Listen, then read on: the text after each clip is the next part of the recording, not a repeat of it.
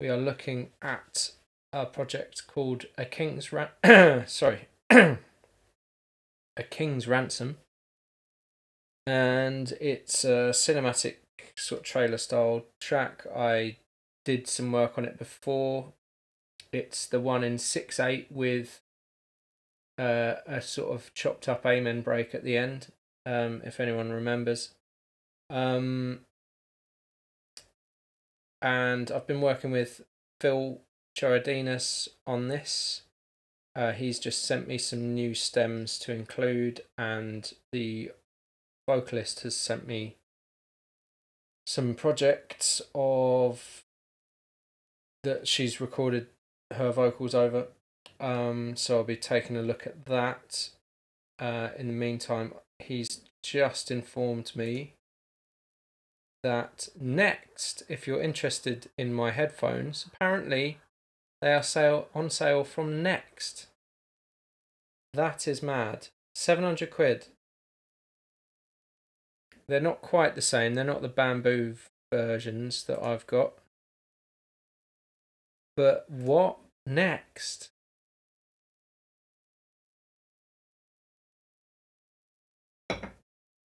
The mind boggles. Very, very strange.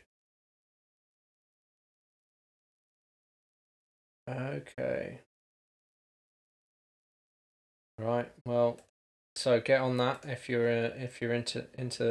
interested in headphones. Go to Next. Right. Okay. So here it is. As is. I think I'm going to get rid of these because, well, I could just hide them. So if you have tracks that are muted that you want to get rid of, you can basically you can either go to track header components and put where is it? It doesn't seem to do it. Okay, so yeah, show hidden tracks. Okay, then this H comes up.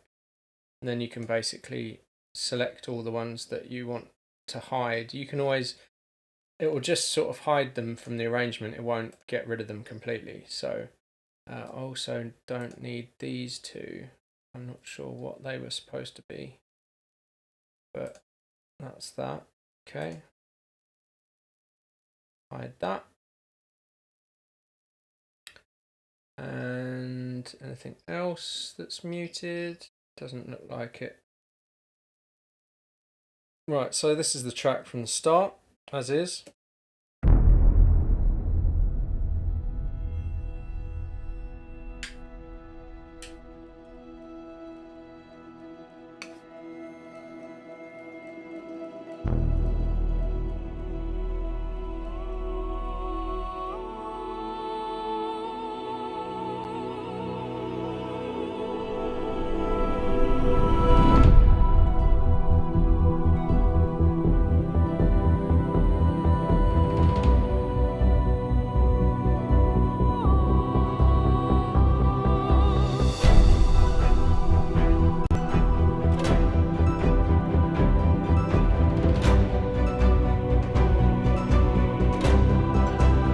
With the oboe.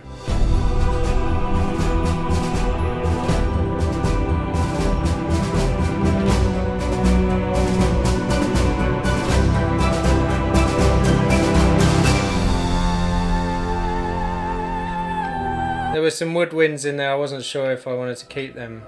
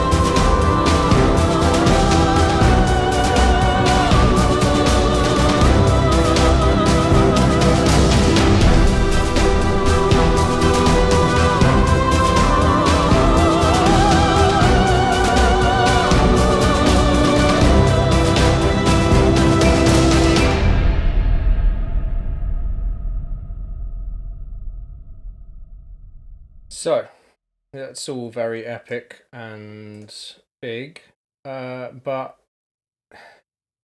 one of the things is that the album that is going towards is quite sort of techy, I guess. Or like it's supposed to generally the themes of the other tracks is a bit more sort of modern. This feels a bit more sort of King Arthur's Round Table type vibe. So I asked Phil to send me some stems, which I'm now popping in, just to sort of replace the woodwind stuff that was there. This sort of, it was all a bit, I don't know. Maybe we'll put it back in. I'll mute it for now. And give me some more sort of techie vibes on it. I'm not sure if it actually matches up. Seems that he's placed them slightly differently. Let's have a look. So there's a few pads, some Moog, melodic layer, and some bells. Right. So I'm assuming that they end when everything else ends. 97. So I guess he started at bar 9 instead.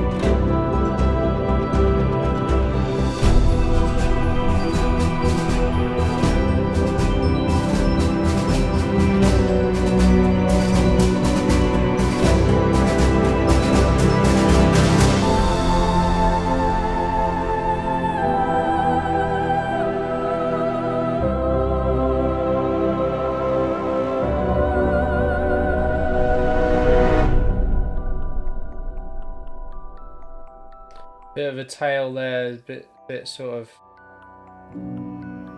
bit clashy.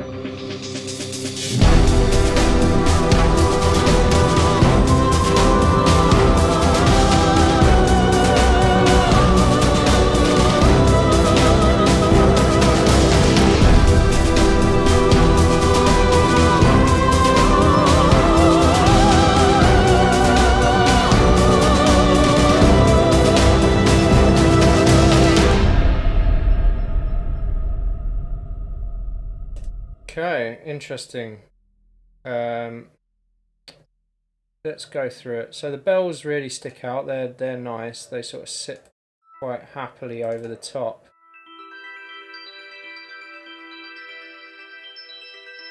Give it that sort of technological element. Keys and bells, that can go to that stem. Let's pop that up there. I'm just going to cut out the sections where it's blank. Right, and then we've got this one. Give us a shout if you're in the chat room or if you're watching on Facebook or whatever.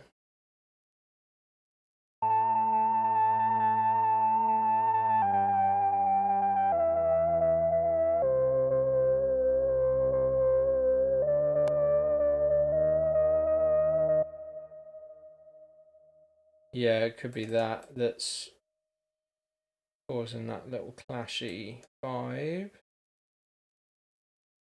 That's synth.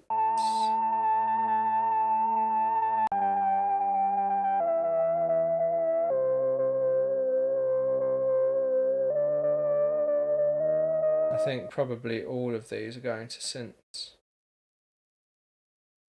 There's no pads or anything, so let's see how they all fit.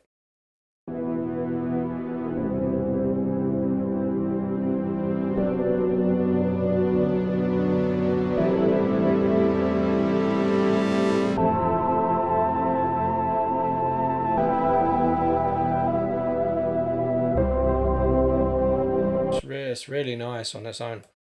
I think I'll probably put a bit of reverby stuff over that Moog melody.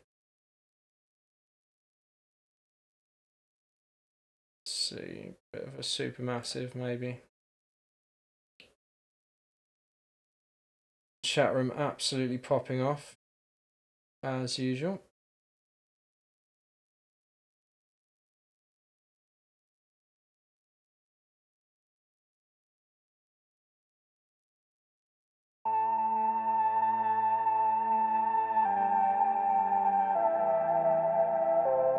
Hi Micah.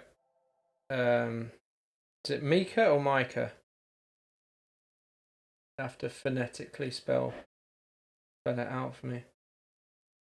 Trying out a few different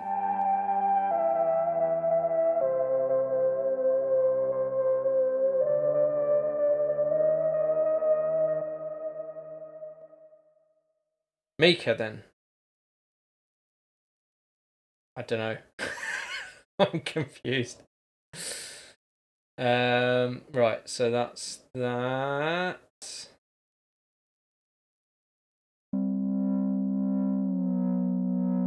The other first one, right, Micah, right.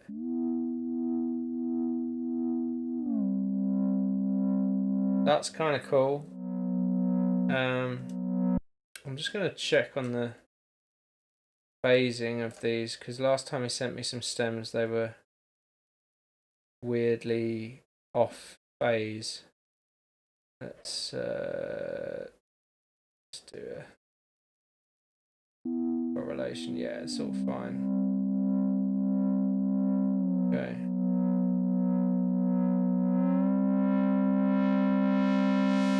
I think we could probably stick like a, what's the old TAL chorus? This is great. This is free. TAL chorus is basically off the Juno. It's modelled on the Juno chorus. I mean, that is just insanely wide.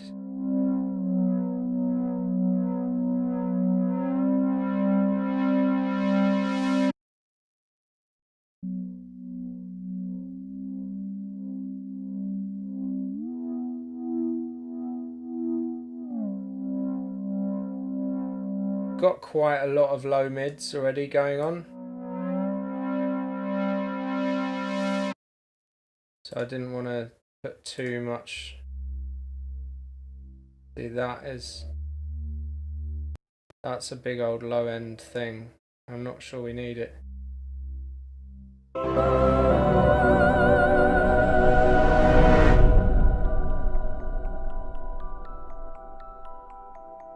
Maybe.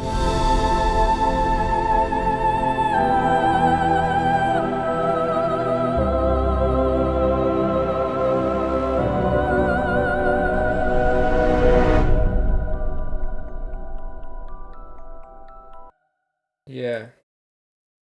I think also this melody could probably chill out before it gets to.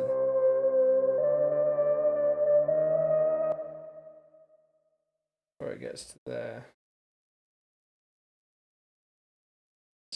Just because I don't want too many things. Oops, that's not a fade tool. Playing that last note together, because you kind of want it to be nice and balanced. So.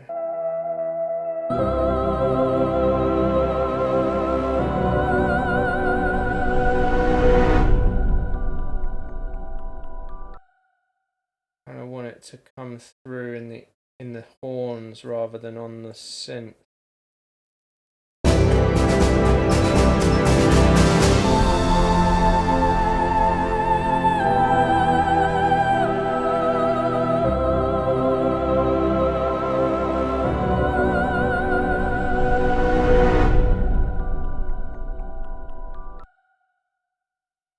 Or maybe I could.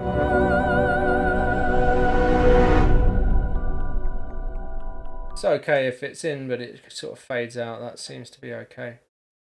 And then we've got, this is the other move with the chorus.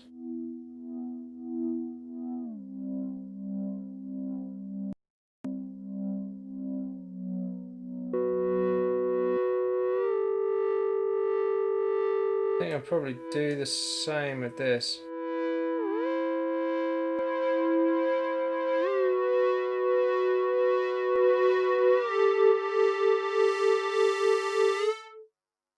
Yeah, it's nice.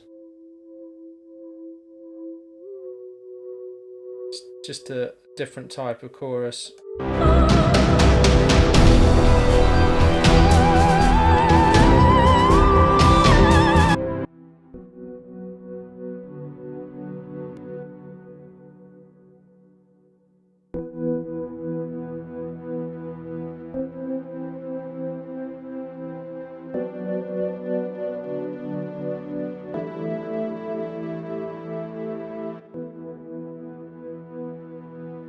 Yeah.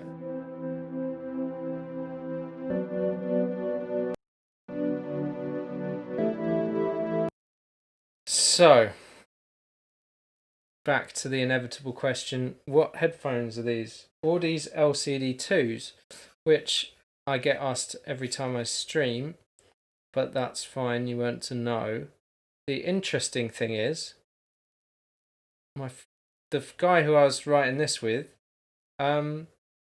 was just pointed out they're on sale in Next. 700 quid. I mean, they're not the exact same pair.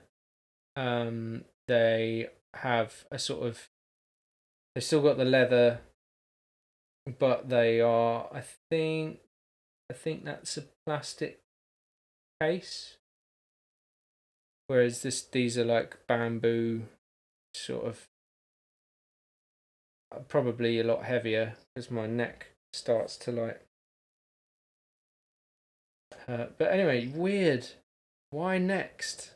I didn't realize Next did high-end headphones. Very odd. But yeah.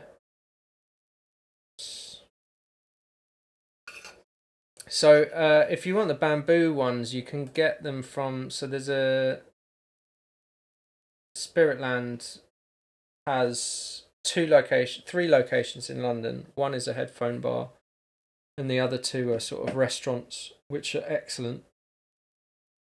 But their shop has all kinds of preamps, various high-end headphones,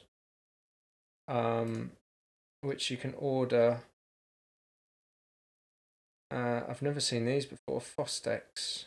But yeah, they've got focals, and then they've got my ones on here, which seem to be 100 quid more. But yeah.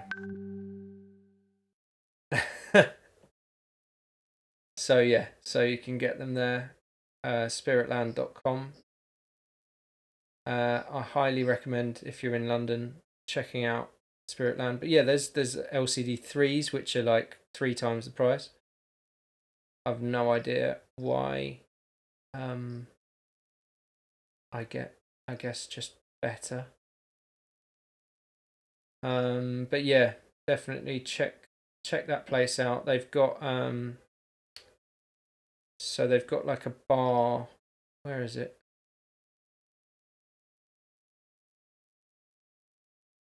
This is their shop. Oh, that's why. So yeah, that's their shop. So you can see all the headphones there, and then they have, you can get a whiskey and try out various headphones. It's all very nice.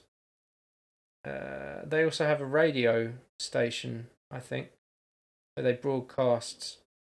They have DJs in the restaurant, and then they broadcast that. So you can. They have 2 locations for the restaurant: Festival Hall and King's Cross. It's really good. If you ever want to go on a posh date or something, I highly recommend it. The whole restaurant's acoustically treated. They have stereo speakers in the toilets, even. So you can enjoy stereo sound when you're having a poo, which is lovely. So yeah, I kind of wish every restaurant and venue was thought about acoustics like that. But anyway, back to it. Right, so we've got this pad here. That's fine. And then that's quite reverby. I think we could probably... Yeah, there's a load of low end I don't need in that as well.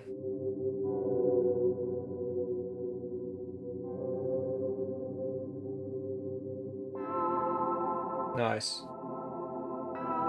There we go, there's the top end.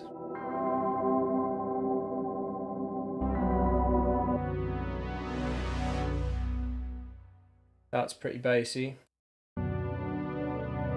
Loving these synths. It's very Vangelis-esque, or Vangelis, Moog, whatever.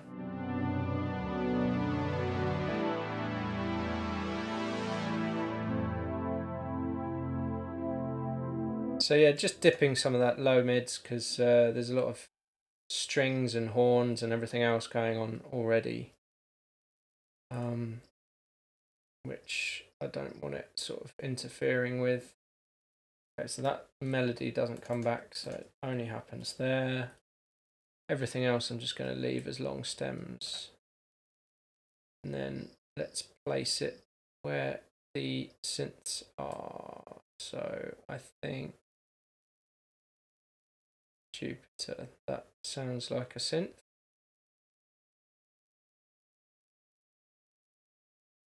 Right.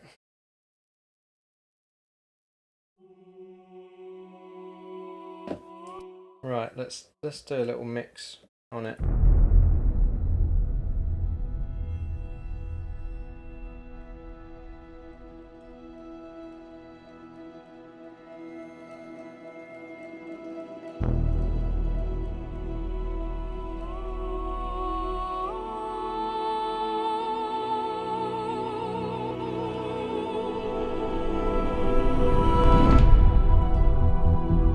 Just gonna put that back to 0.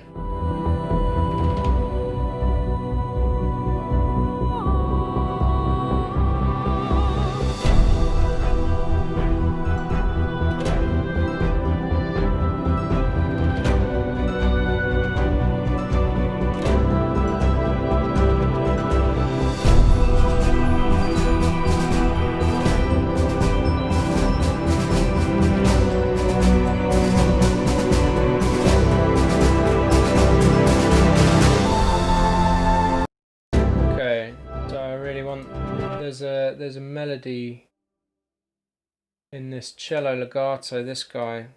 I really want that to come out. Sort of stand proud. I'm just going to bring the overall volume of that up, see if we can...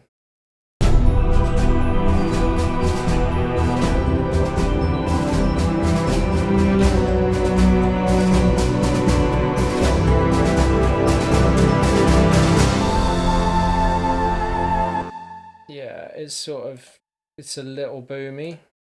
That's just, one of the notes is very resonant.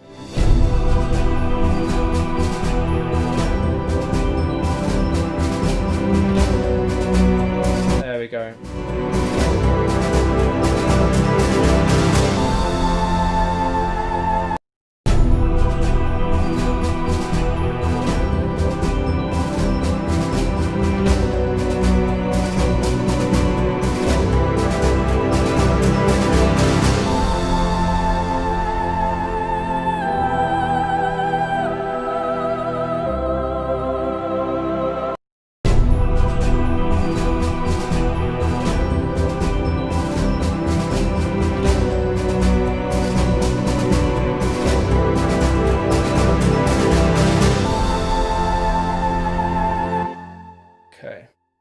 And I think those drums, maybe it's the cellist or it could be the snare. There's a little bit much.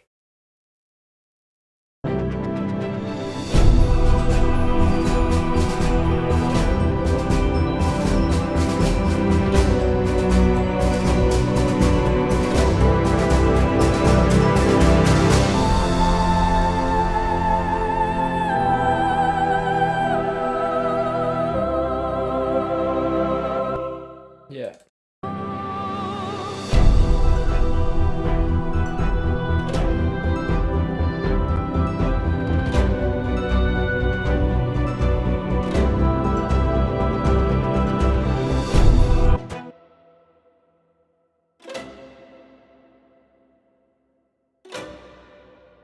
It's quite muddy, the whole mix. There's a lot of reverbs going on everything.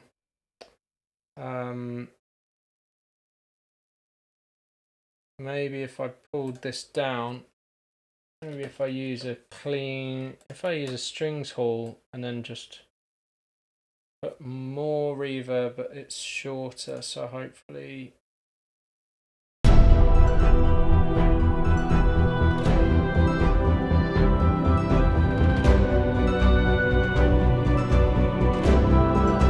That's better.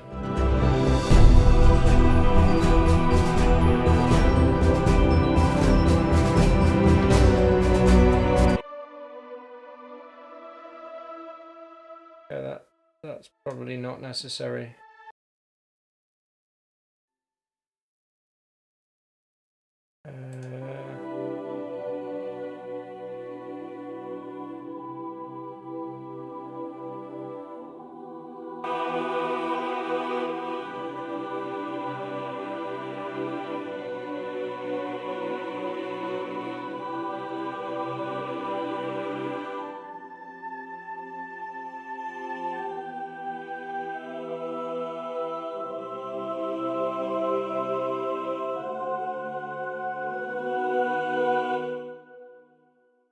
Cool.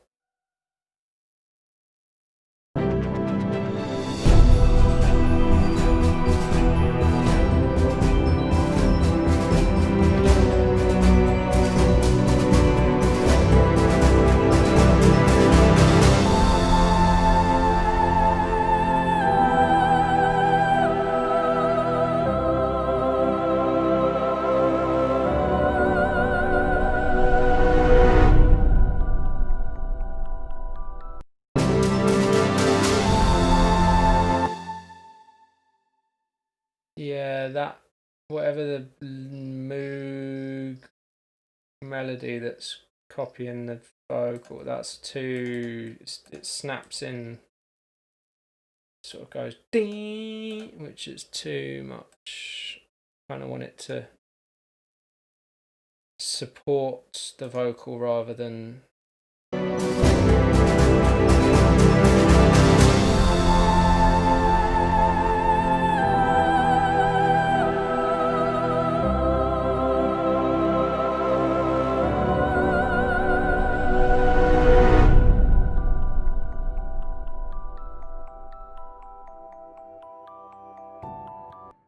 Cool.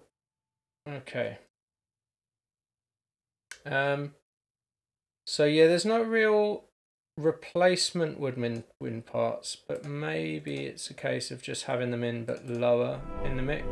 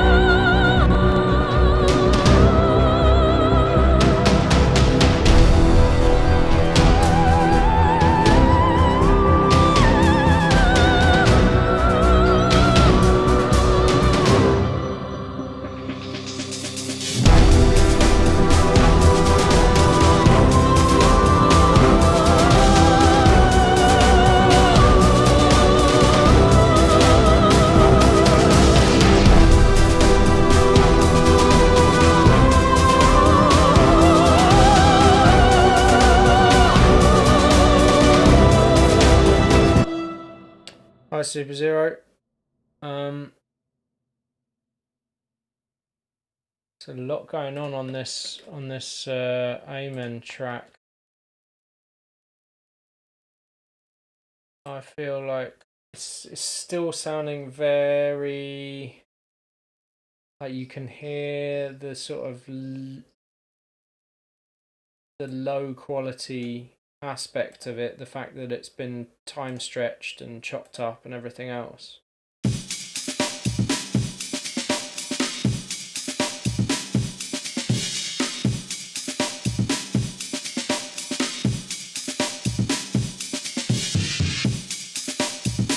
I mean, it kind of just needs like a whole load of detail adding.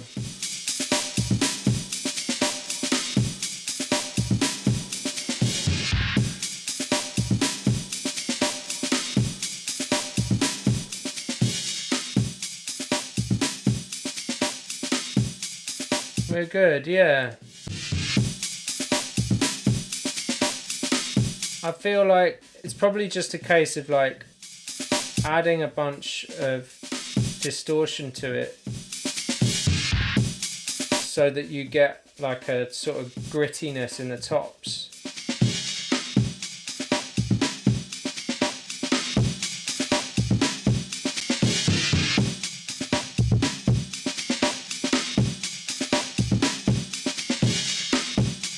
This just doesn't seem to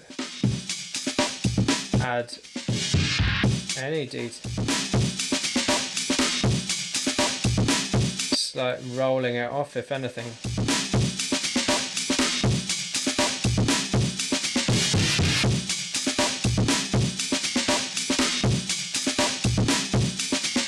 Maybe Devil Lock will help.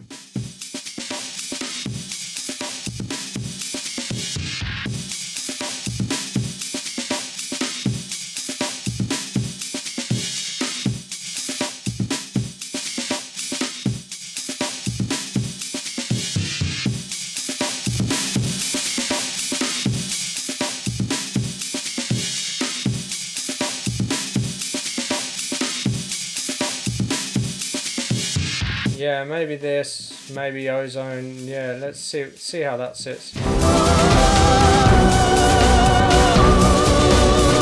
It's too constant.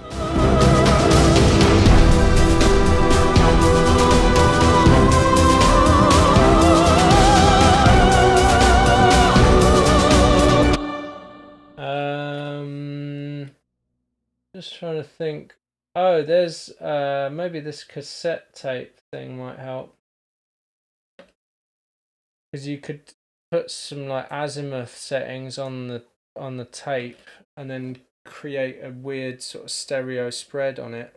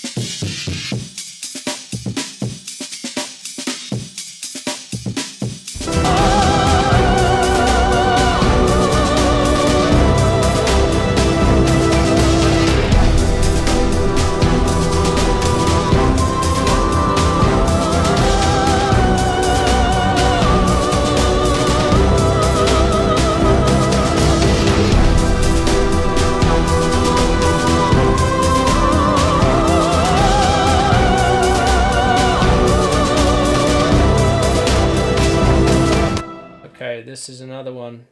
UAD Precision K Stereo. Absolutely nuts. I don't know what it's doing. All I know is it's quite subtle, but it really brings, you can have a lot more control over the sort of depth of your sound and how like in the space it feels, and how forward or how far back it feels. And you can adjust the mid side on it as well and filter out the sides of the ambience or whatever. You can basically add like an ambience filter to it. So that's on its own. And then if I enhance it,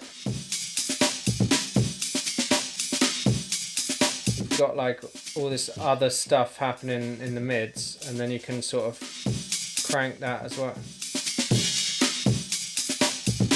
Filter it out below sort of 250 or whatever. And then you can really go to town on it.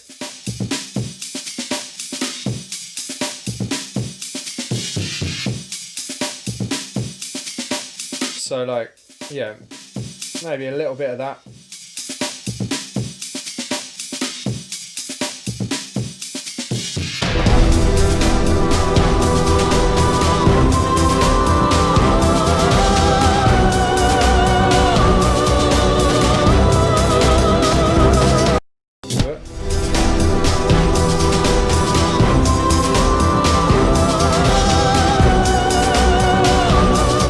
So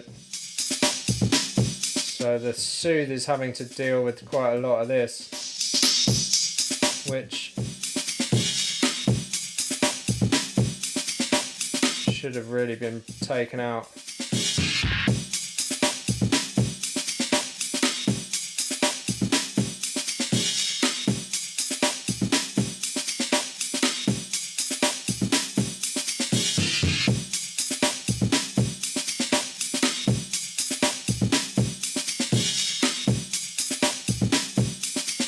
Okay, so now let's see what the Soothe does.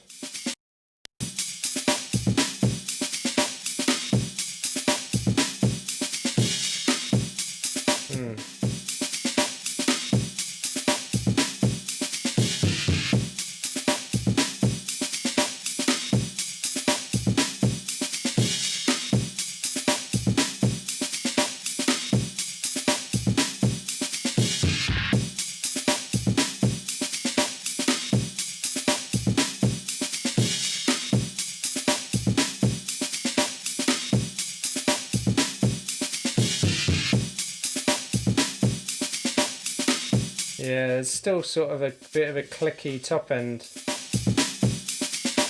Maybe I'll get the declicker out on it. This is getting more and more plug-in heavy as I go. Oh, come on. Right. Just take all of it off and see.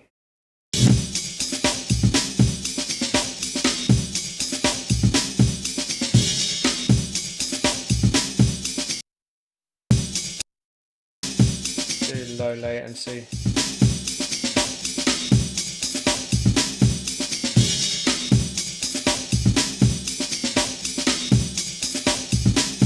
So then we've got our, we've got our multiband envelope sort of expander on it.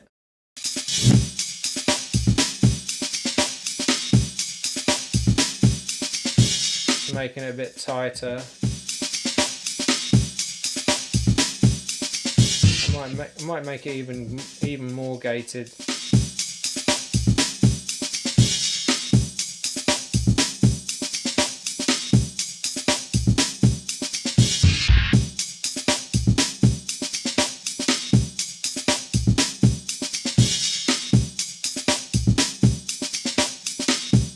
Okay, and we've got our EQ on that.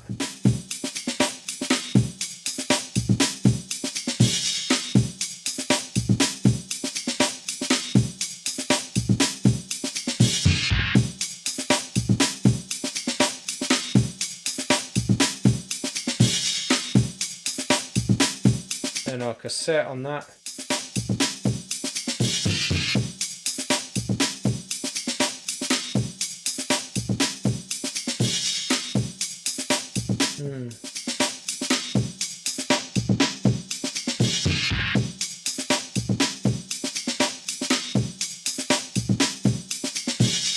that's just saturating it a bit more.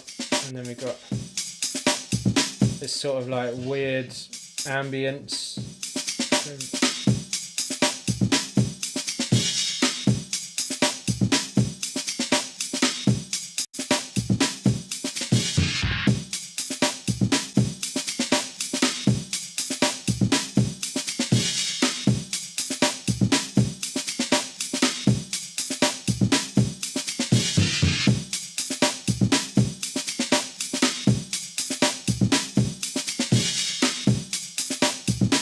Make it a bit more punchy.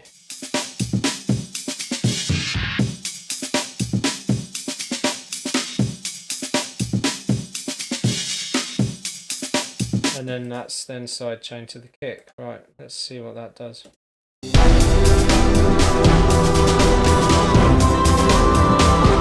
So you're saying the EQ was too brutal.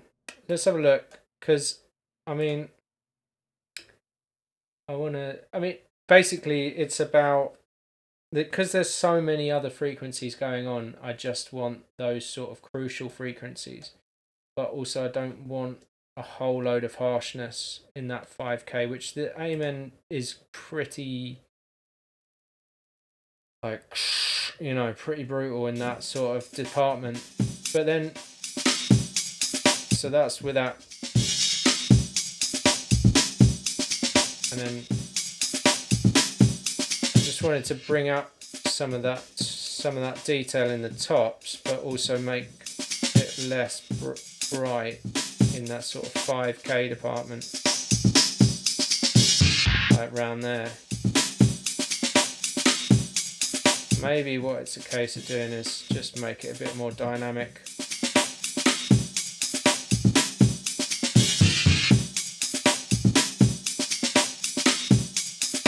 That's a bit better, isn't it?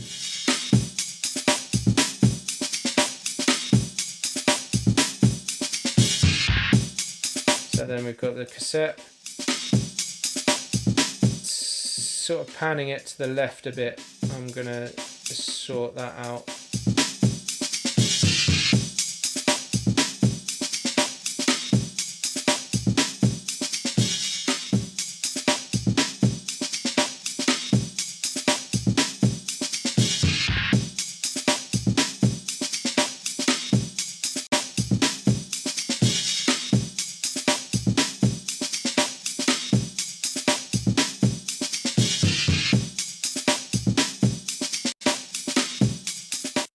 I think we could probably put a light reverb on that.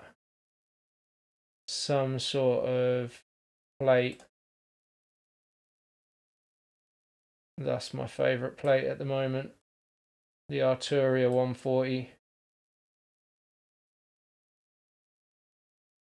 Come on, go away. Right.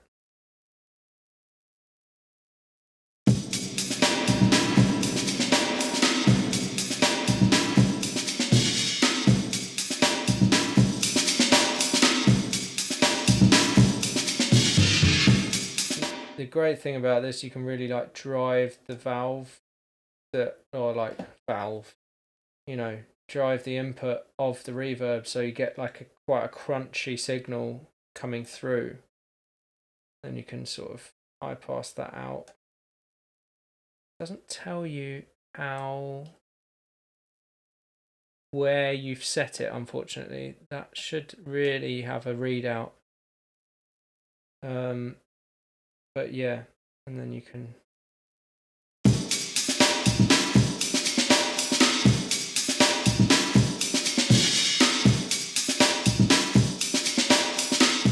so I've gone for like a 1 second reverb, and then we'll just dial that in.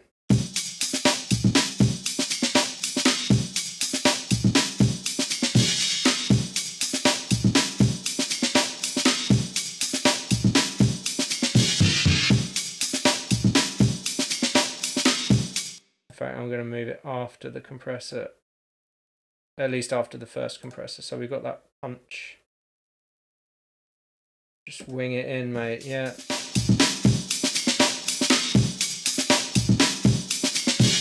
In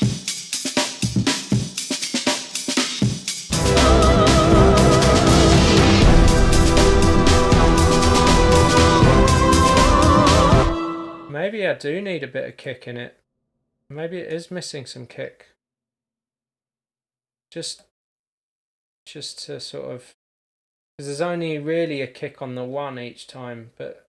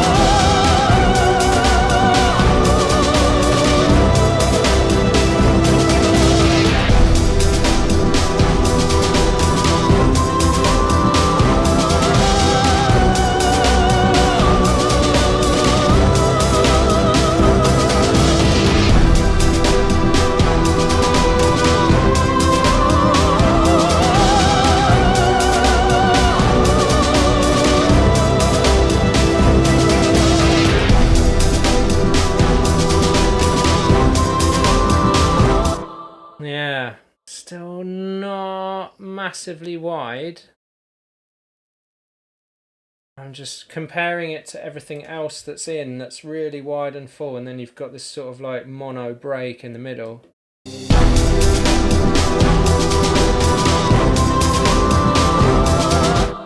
I might just have to like smash out the width of that, pull some of the mid down. Nah, now it's just messy. That's bad. Okay. Maybe. I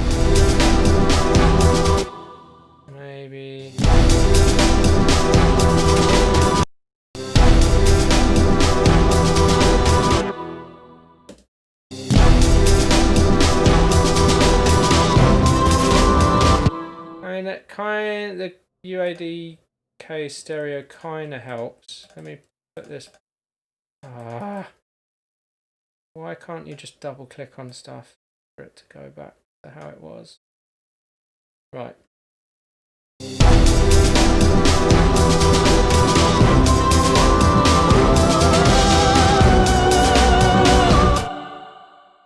Yeah, there's an auto pan. I don't really want to use a panner though. What I'd like to do is have some sort of, maybe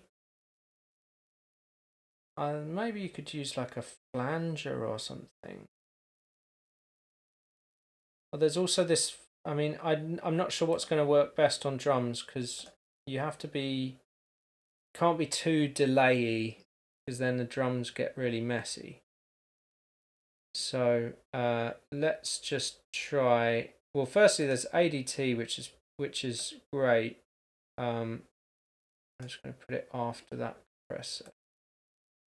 ADT is a sort of technique where you have two tapes, and there's a bit of a sort of wow between them, and they're left and right, and so you get that like phasing, but not mega, not like constant phase. The phase sort of moves around. Might be a bit too brutal for this. I usually use it for vocals and stuff where I need like backing vocals and I want to pan them.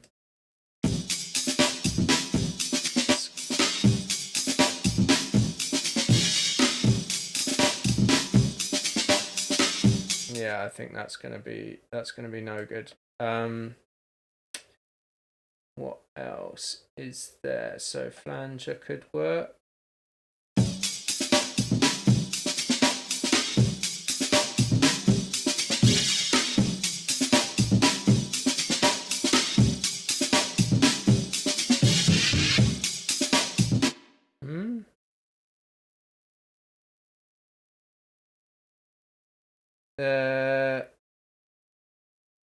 Great for home safety. Not sure what you mean.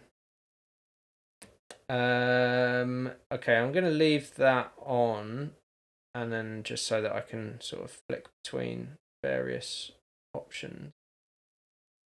There's also this one, Phases, which is a Native Instruments thing. I'll pop that here. Go away. I'll turn the flanger off. Let's see what Phases options are. There's some drum options.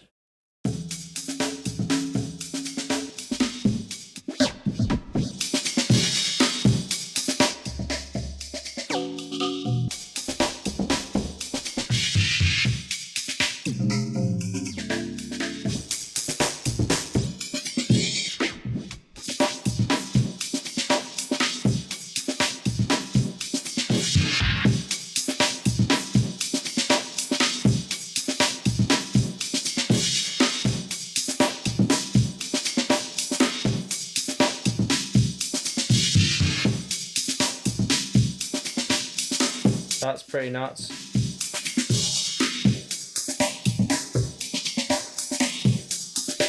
Kind of like a flanger thing as well. Oh, ADT, yeah. The home security system, yeah, of course.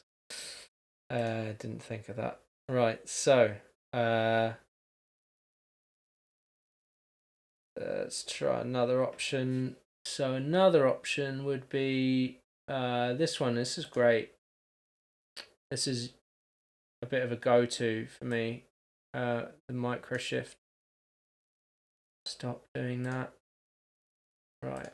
This one is a chorus, but you can choose between sort of how much detuning it does, where the focus of the frequencies are. So so that's it on its own, and then that's sort of 100% wet. Obviously that's like mega.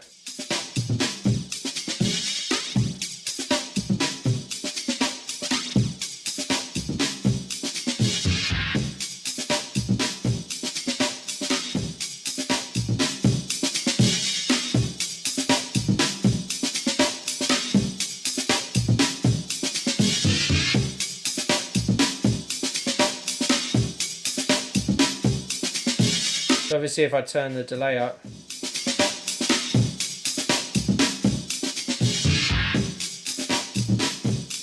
then it kind of goes a bit horrible. But if you bring it nice and tight, and then just detune it a bit.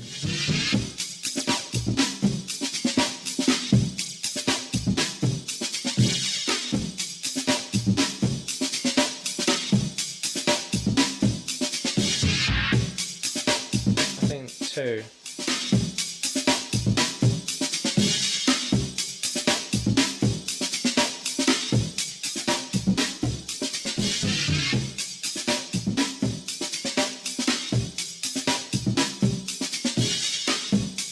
Yeah, I think microshifts won it. Let's get rid of these.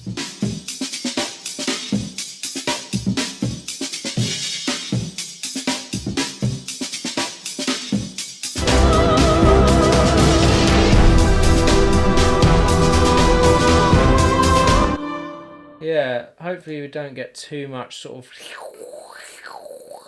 on it. Maybe it's just a case of dialing the mix back a bit. And then we've got, what is going on? I just moved the plate and then it called it a microshift. Why? Okay.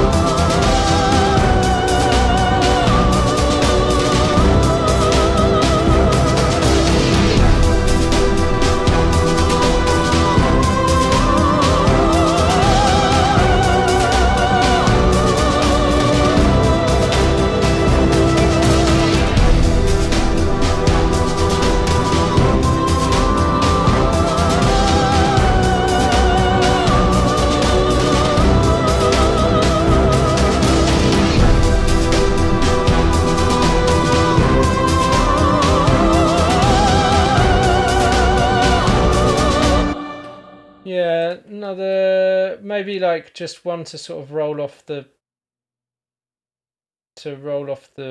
side in the low end, definitely, just to sort of tame that a bit.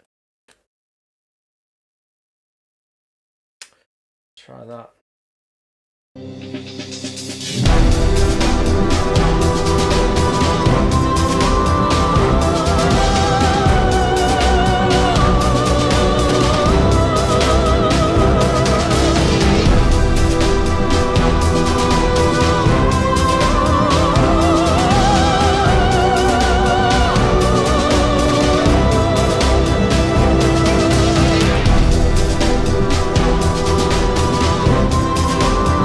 Maybe even higher.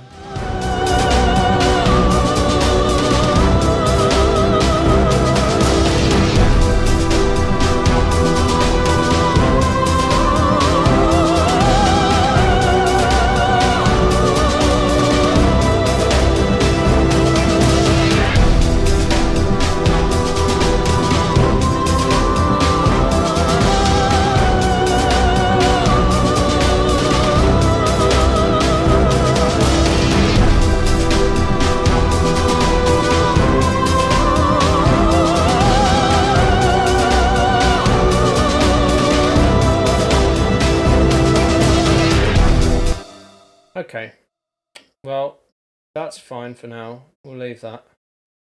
If it really bugs me, I might have to spend another 4 hours messing around with plugins.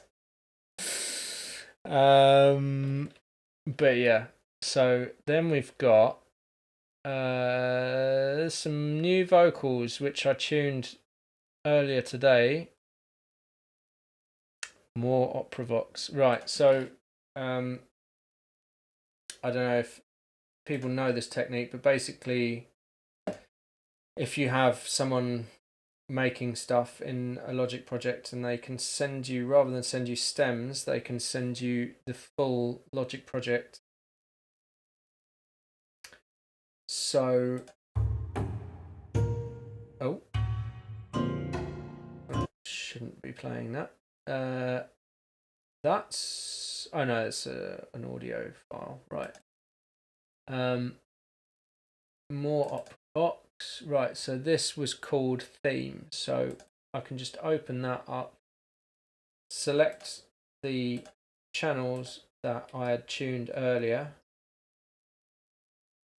I don't need the inputs and outputs, and then you can just add them from that.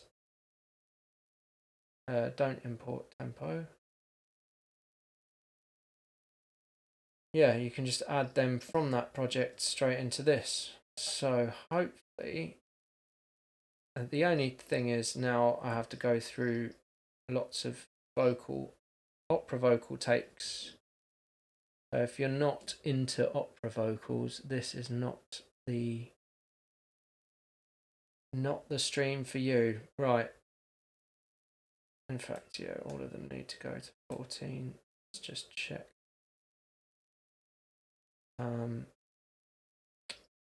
I want the plugins that are on this channel to now be on the bus so that there's some consistency. Right. So there were some good bits and some not so good bits. Essentially what I'm after is, in fact, they should probably go to the harmony bus, which is bus 13 even, because they're going to be harmonies underneath.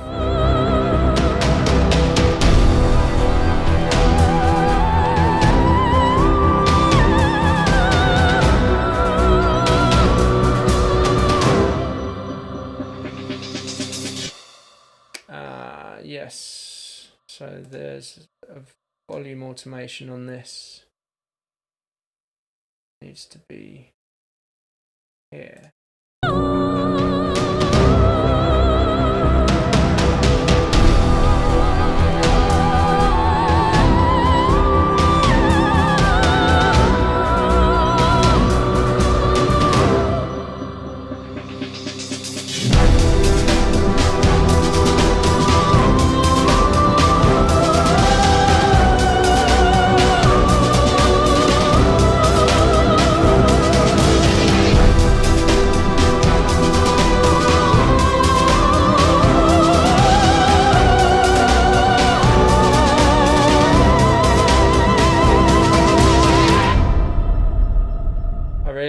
that high note at the end here.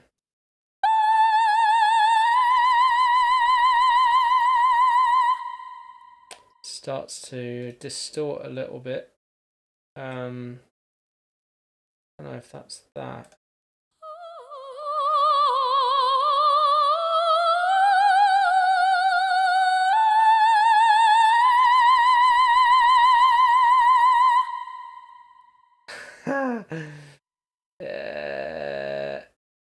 Is it that, or is it the bus?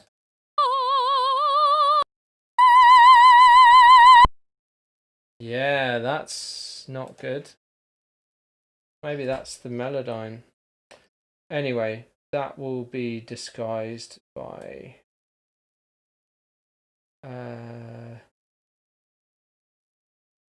various other things. So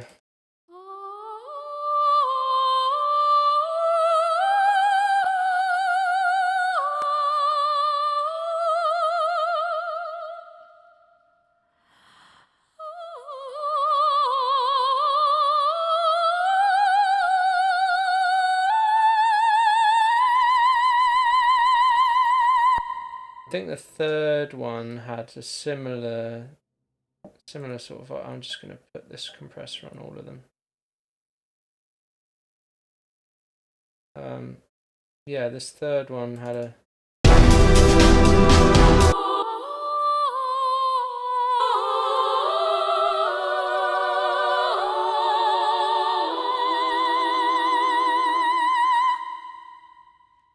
Yeah, I'm going to gain it a bit more and back that compressor off a bit.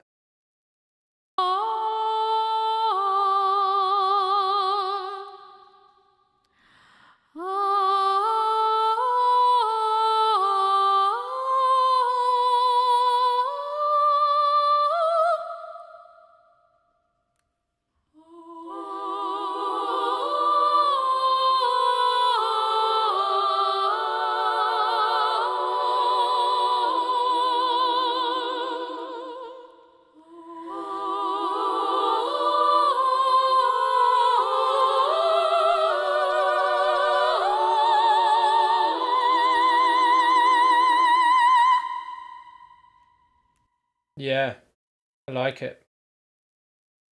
I really like this last passage. Let's see how it sits with everything else.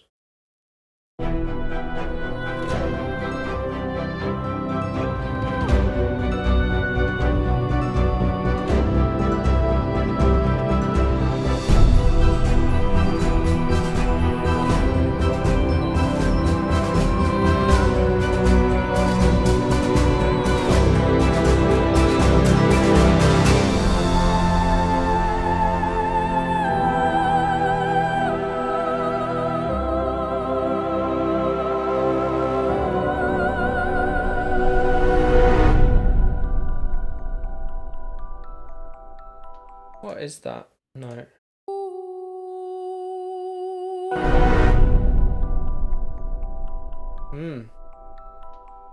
Yeah, exactly. Yeah, it's easy. Just sit on a washing machine.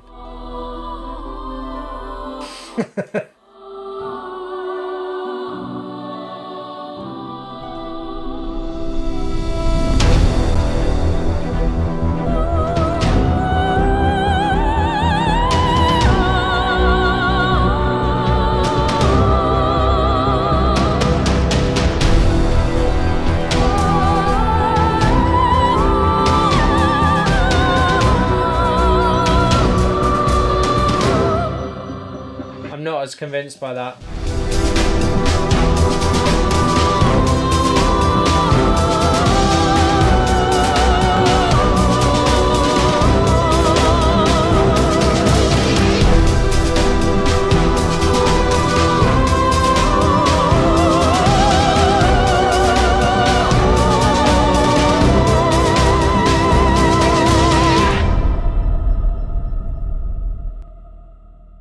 You know what? I think this needs to go to the main vocal bus.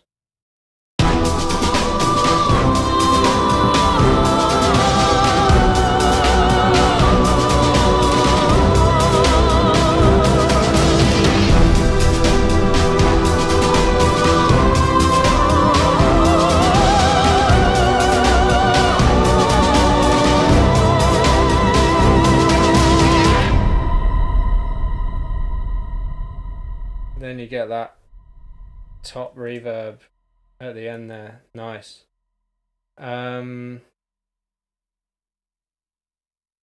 Maybe that could even have the micro shift. Ooh. Or the ADT. Let's see. Well, let's do the micro shift on it. See if it helps. Bit of detune. Bit of that. A bit more mix. Let's see.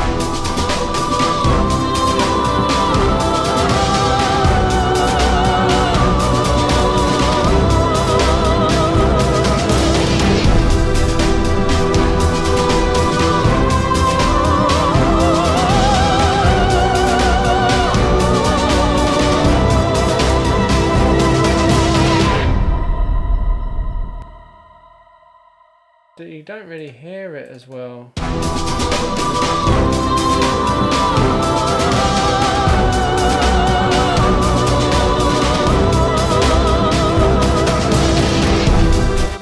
That'll be why. That's because it's going into a mono compressor. Why? Right, that's better. Okay, massive vocal, fine.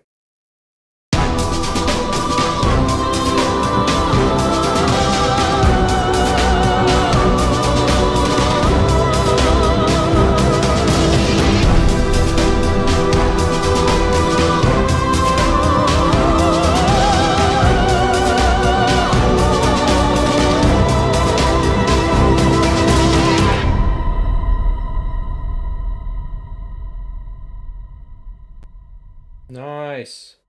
Okay. Well, this is the other thing that I've done. I've covered before, but if this is the first time you've seen it, track alternatives is a great, useful tool. So you can duplicate a track, and then on this now duplicate of the track, I can get rid of that and replace it with something else. And if I go back, I've still got it on option A. So now I've got option B, and I'm gonna pop this down there and see if that helps.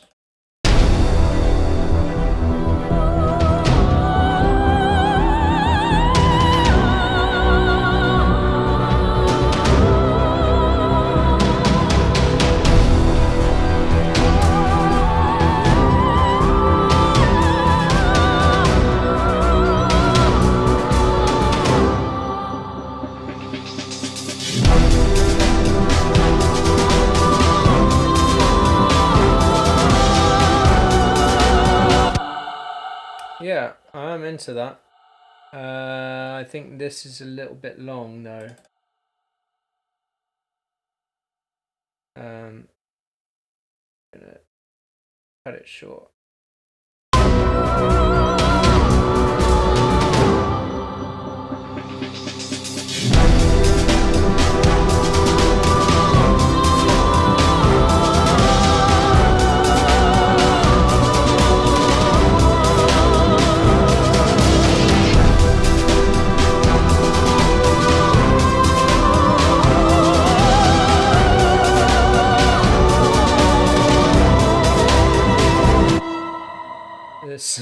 Sorry, the amen is still doing my nut. I'm gonna have to just tone it back a bit there. It's just sounding really phasey.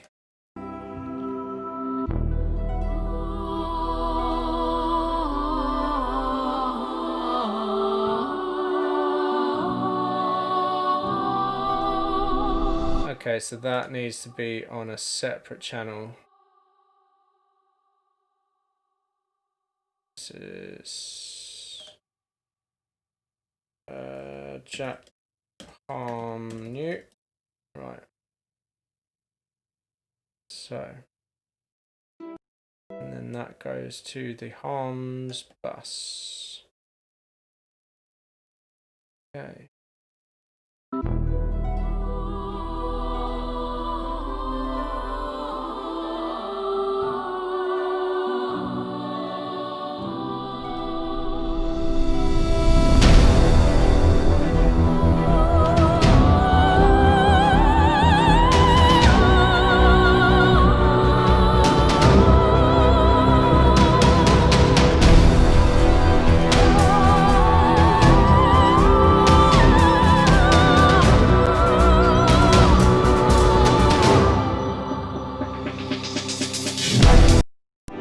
Okay, so there's a little bit, it's a little bit late. Let me just check on the timings of these.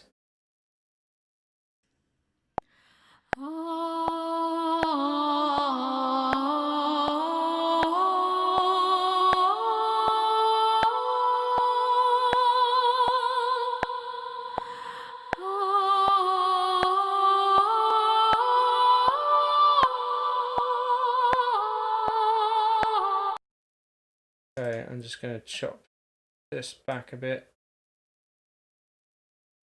And hopefully I can crossfade.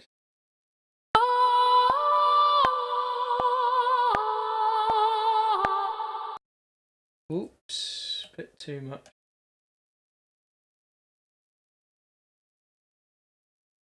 There we go.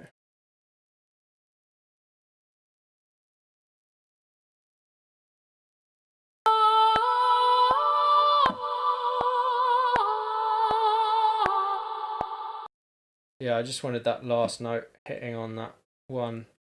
At what point do I say good enough? Yeah, when the computer dies. Whenever, I mean, that used to be that used to be it for me. Like before I could afford a sort of monstrous computer. Just used to be like basically when the computer says no, that's when you finish. After you've like rendered everything as audio, because it won't deal with any more plugins, and you've frozen every channel and it still won't play, then at least you can bounce offline. And that will do. So but now of course it's like you just keep going and going and going, and it just gets more and more complicated. But yeah, I think there has to be some amount of restraint at some point. You're right.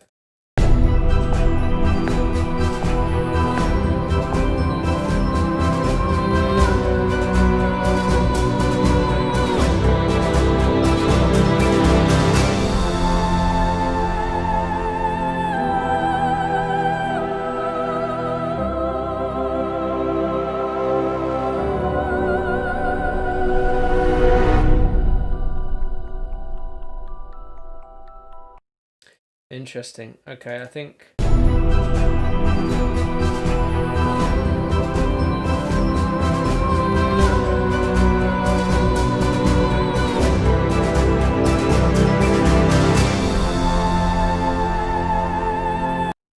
yeah, I wanted to just bring that little crescendo thing into there and then fade this guy in.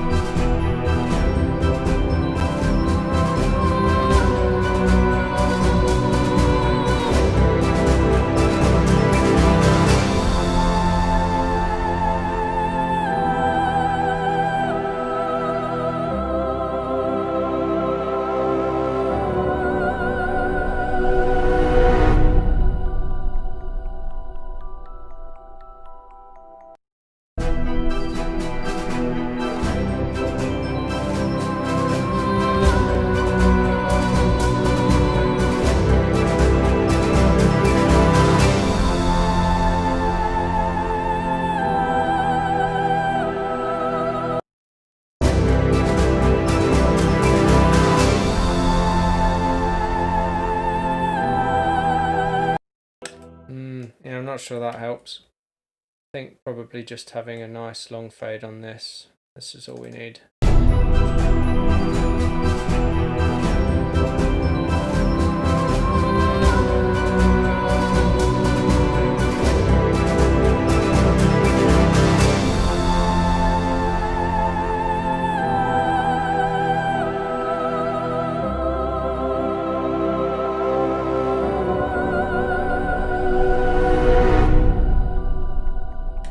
Don't think I need that.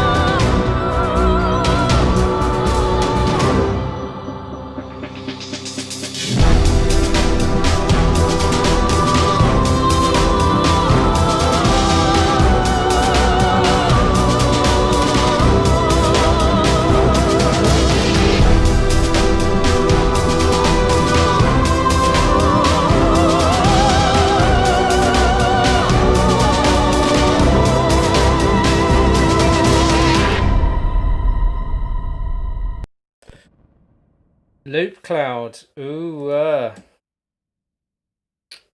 well, Mr. Subscription Composer. Yeah, I've not tried it. Let us know how you get on.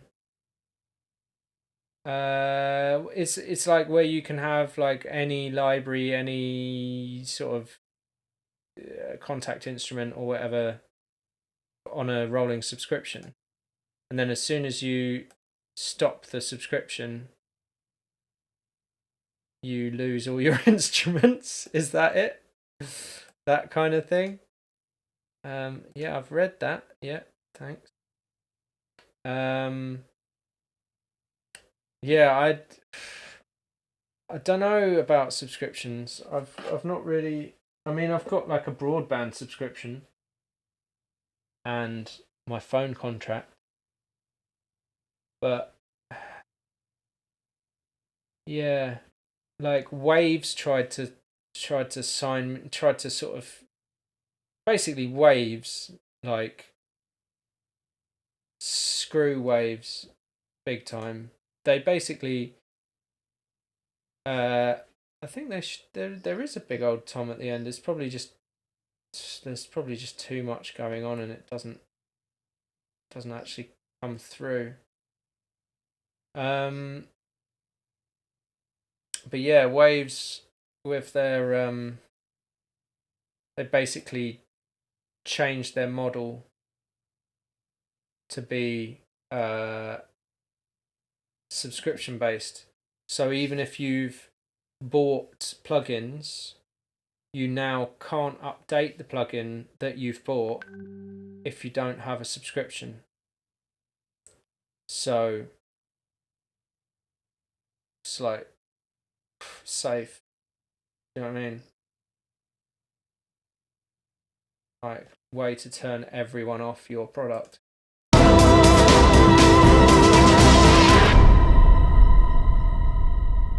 There's definitely a click somewhere. I think, yeah, I think there. Okay, that's. I don't think there's anything. Yeah, don't need any of that. Don't need any of that. Don't know why these are even there.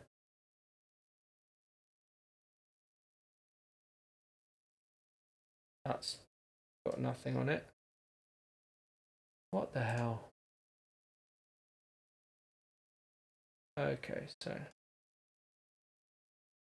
Right.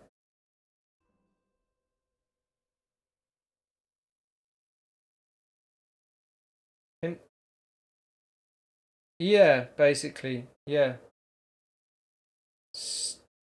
I mean, you know, no wonder everyone had cracked copies of Waves plugins back in the day, or not even back in the day. But like, you know, I thought, no, I'm gonna, you know, buy some legit plugins from Waves. There was one in particular that was called Talk, which was like a drum pitching plugin for audio, which was super useful. Really, you know, preserved the transients, but you could pitch drums up and down. So I bought that, and then they gave out this was the kicker. They gave out a free uh, distortion plugin, but the distortion plugin was version 11 of Waves, so that all of the version 9 stuff didn't work anymore, even if you paid for it. And then to get the update, you have to now pay for a subscription.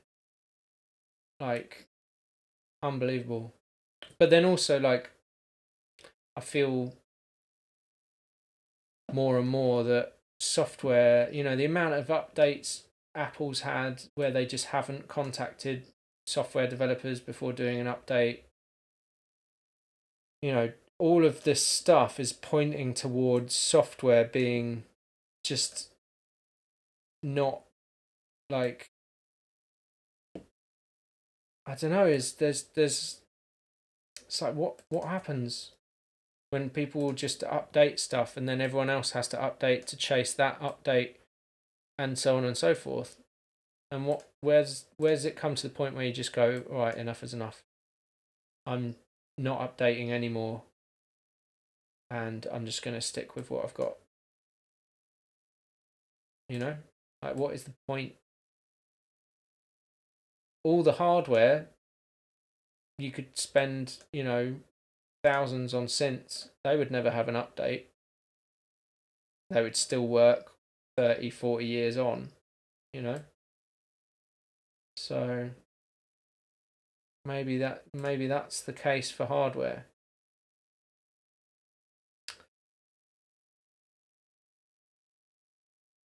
Um, yeah, because I mean, I've tried to open old projects with old plugins. It's all 32-bit plugins. They don't work on your system anymore because you're now working 64-bit only. Why? Who decided that? What was the point? Sorry, I'm just ranting to myself. But it's true. Like, what was so broken about 32-bit plugins that meant that we had to now move to a 64-bit only thing? Other than it just sort of, you know, took a bit of pressure off the processor. Like, who cares? Anyway. Wow, wow, wow, wow.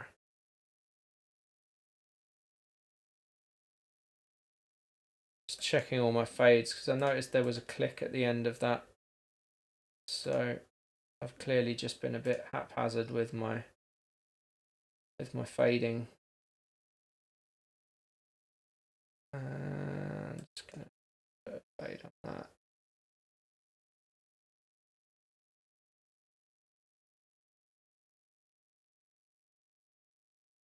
Okay.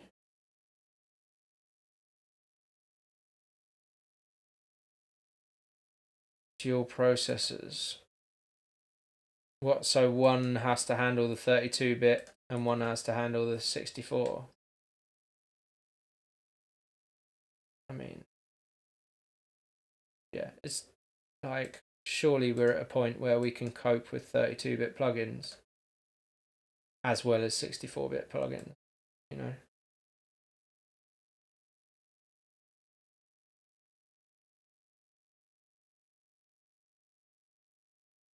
Anyway, right. Fade, fadey, fade, McFades. Doing that. And then this one will be a fade out.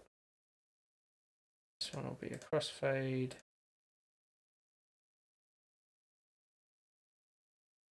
And all of these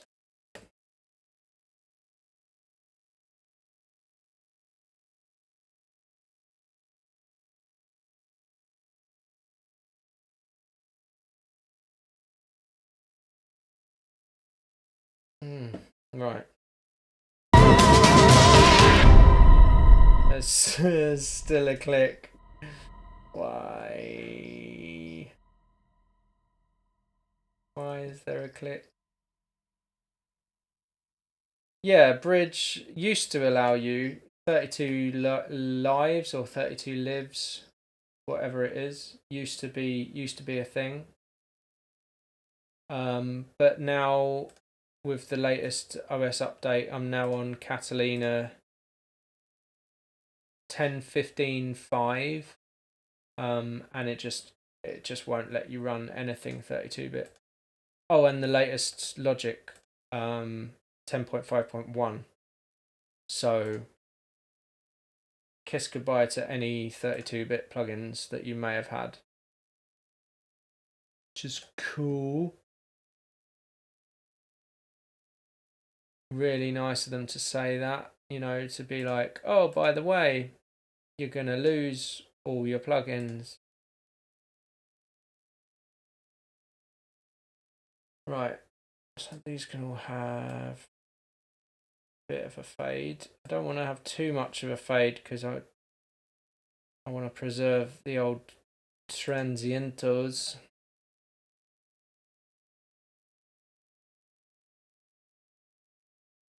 Right. Okay. Now, hopefully. There we go.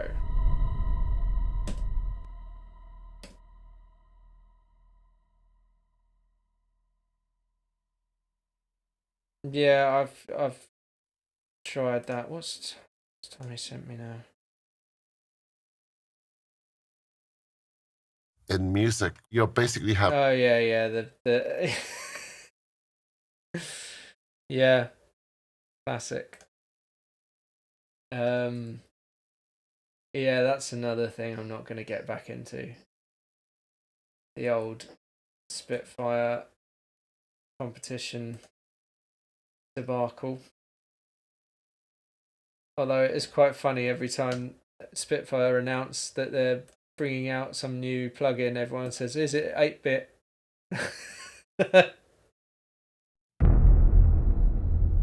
Right, I think this is basically there. Nice one, Micah.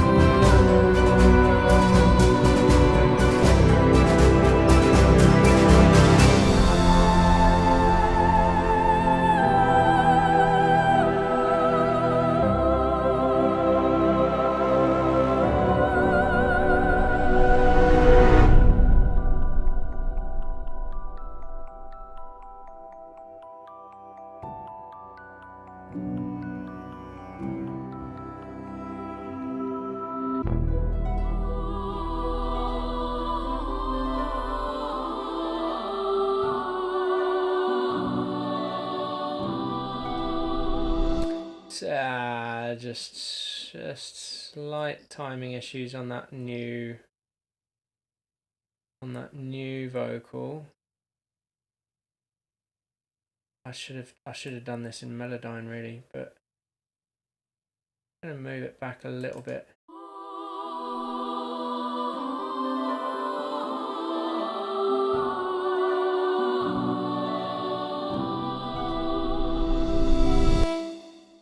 I'm not even sure that some of those notes are real notes.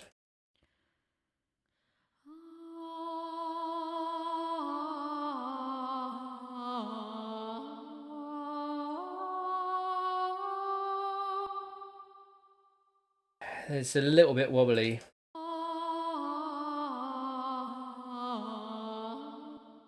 but I think it's disguised by everything else.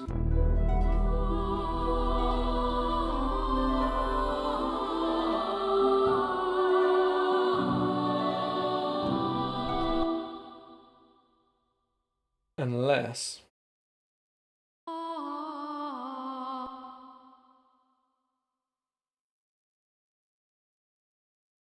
I can sort of do that. I don't know if this is going to work. Not going to work, is it?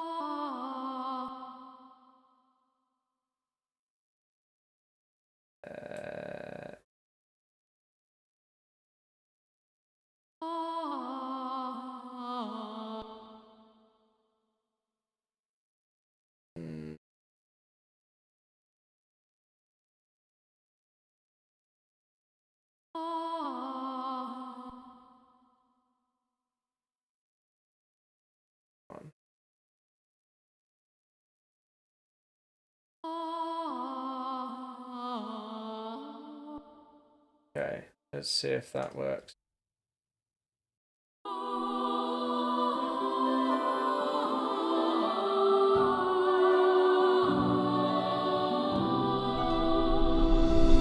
Done.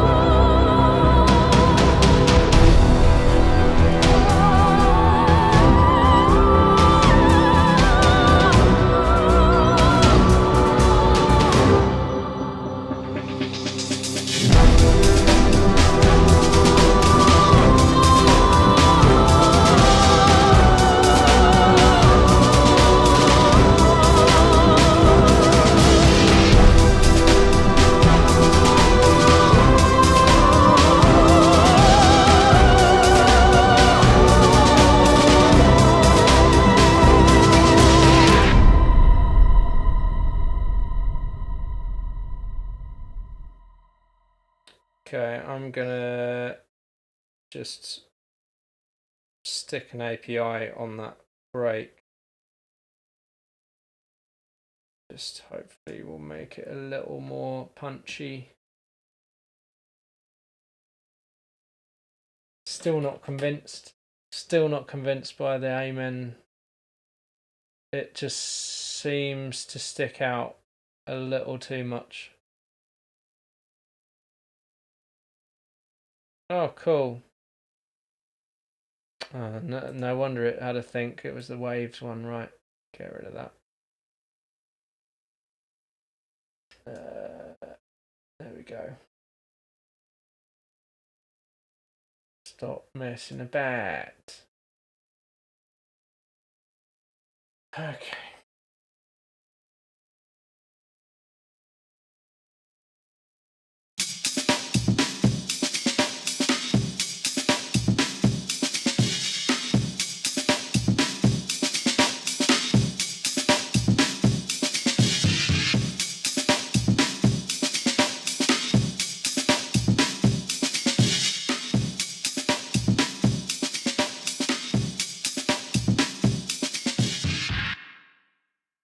Yeah, just get a bit more punch out of that.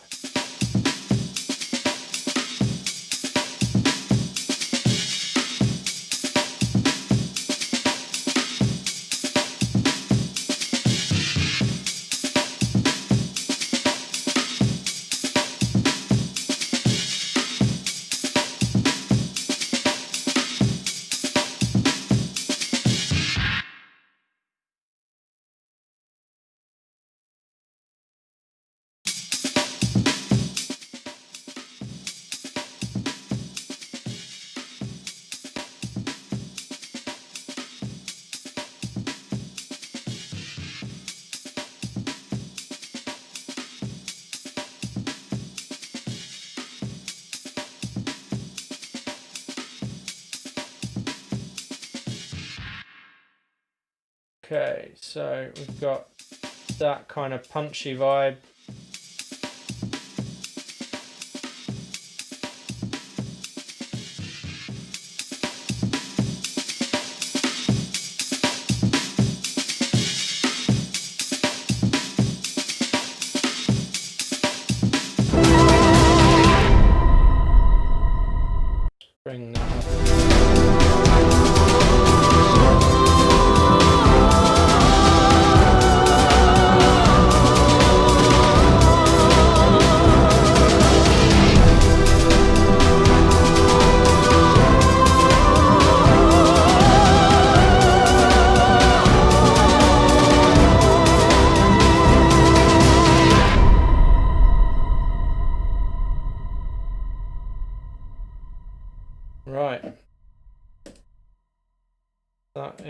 corners.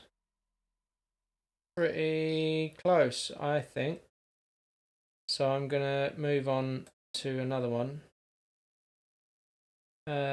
These are the tracks you sent through 4th of July. Espionage. Right, here we go.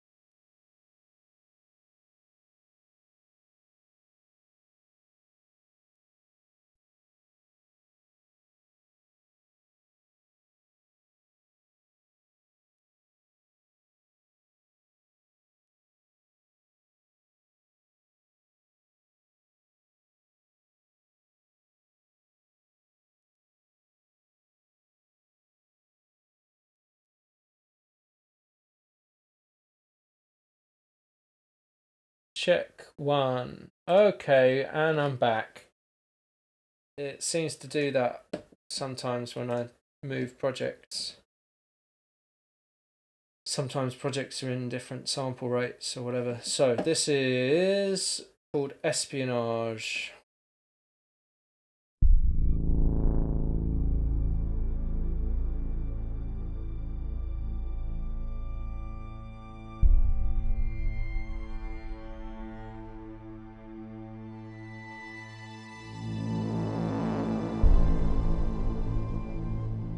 Can you hear me? Check, check, check. Should be able to. Yeah.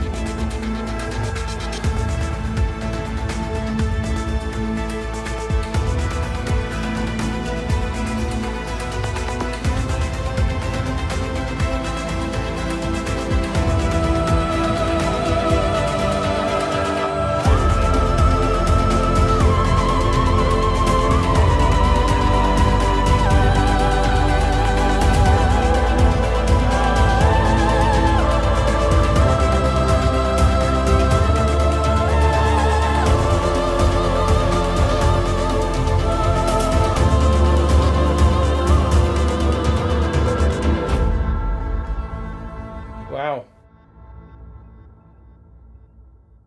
Okay. So that's interesting. So that's how it sounded. I've also realised I've got the tape running, that's fine.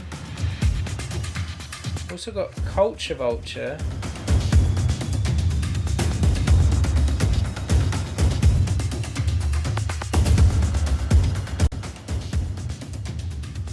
also got a bloody limiter number 6, which does seem to seem to work. Don't need that. And another limiter on it at the end, which I don't need. So let's just get the old distressor on it. Okay.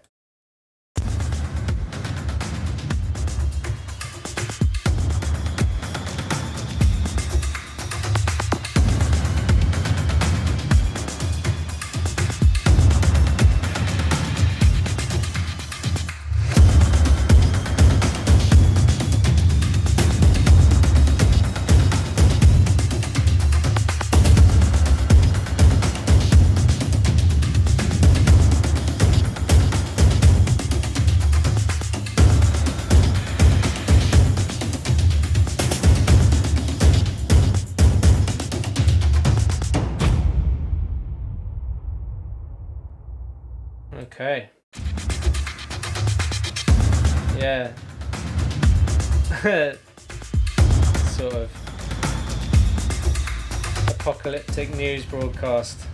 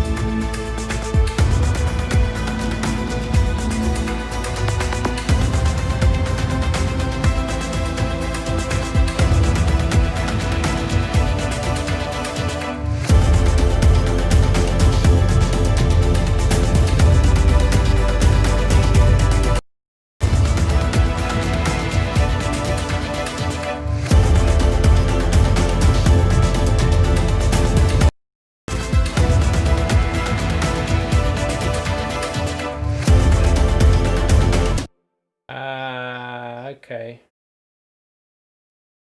That needs to be shorter.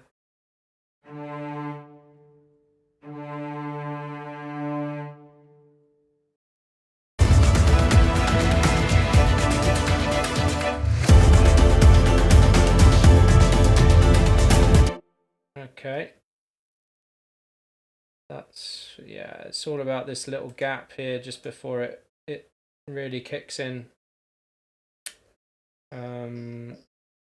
Okay, what else have we got? Pads.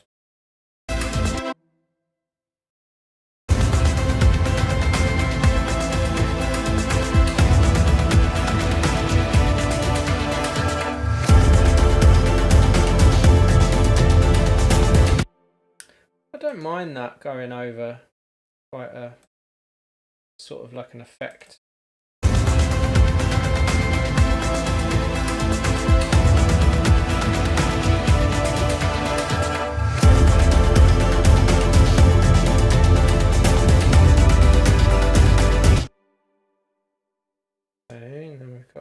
effects. This choir, this is what's going to be the problem.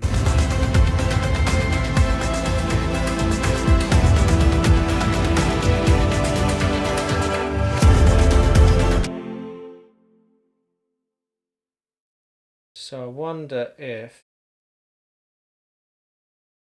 maybe it's about just muting it or something. CA2A, okay, so then that, where's the bit there, just before there. So yeah, I'll just take the gain right down on that.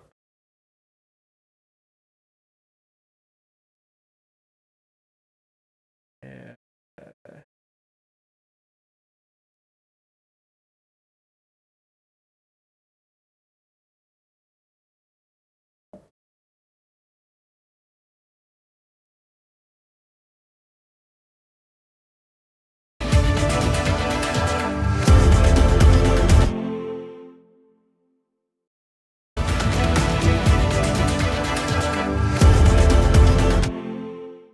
Doing that thing where it reads the automation before it plays it.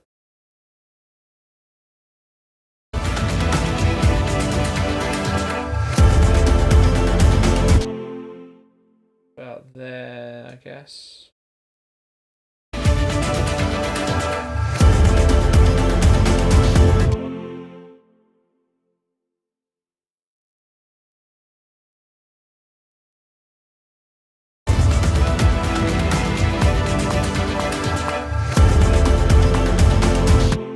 Right, let's see if that's on time.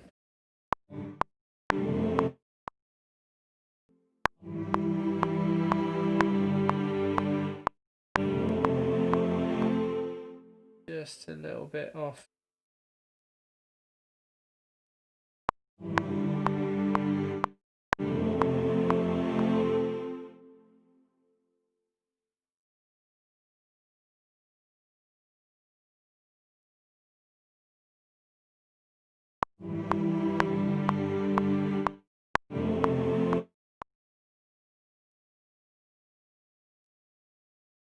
Maybe like that.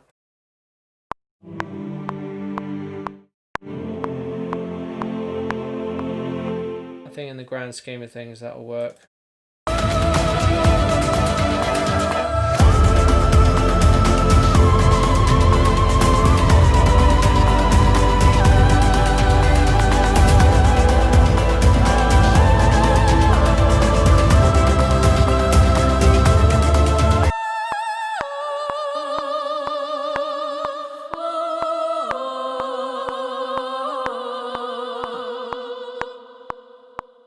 Okay, so now we've got new vocals to add to that. Stop playing that blooming track. Right.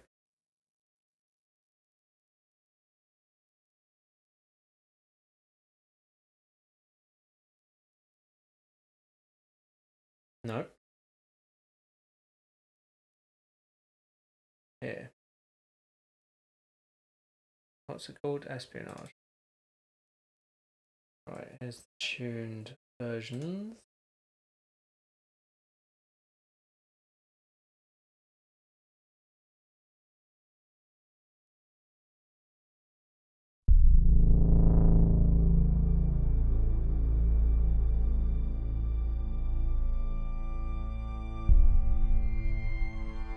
Got the feeling these are in the wrong place. Although, no, it might not be.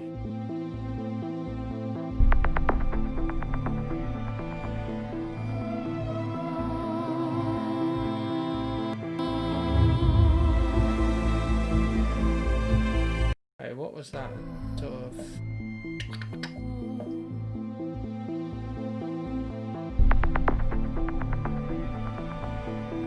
Look at that.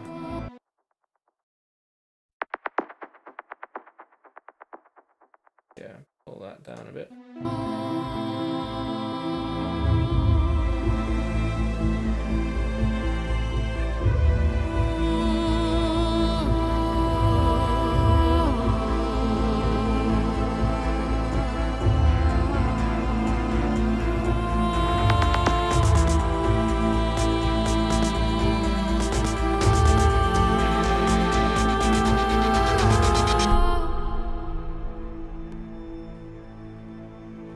Oh, I think it's just slightly off.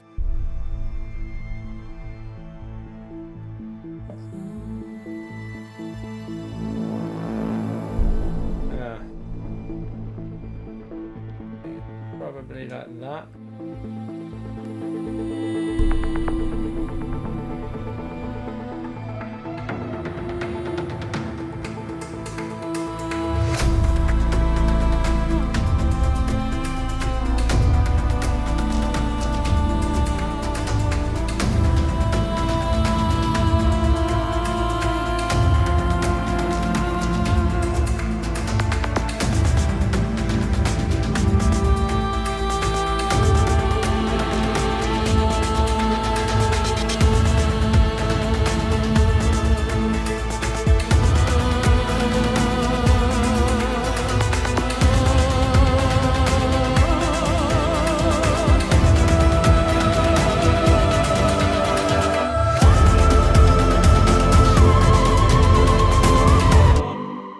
It was in the right place.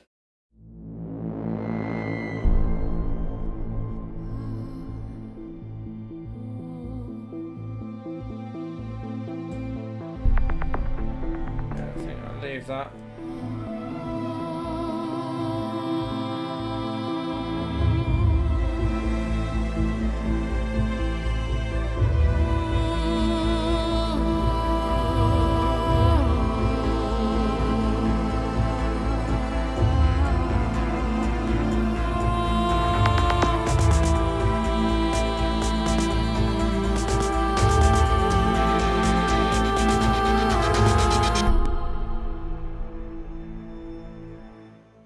Don't mind that little bit.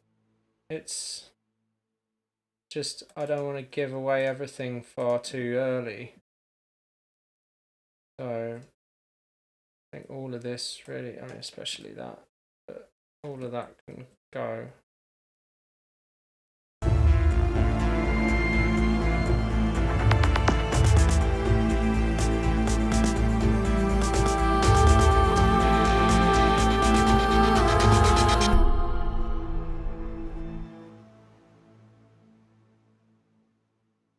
And I think probably that could like do that.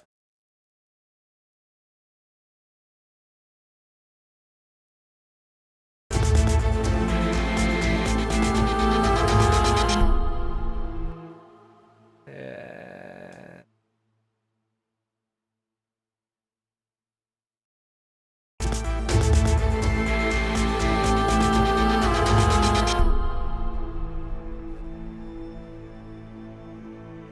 Better.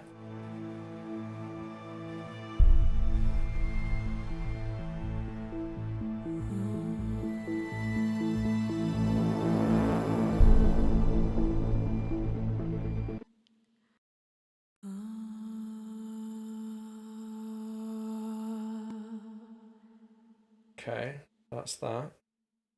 This one.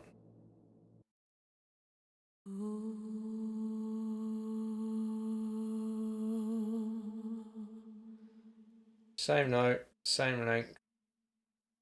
Crying out to be panned, basically.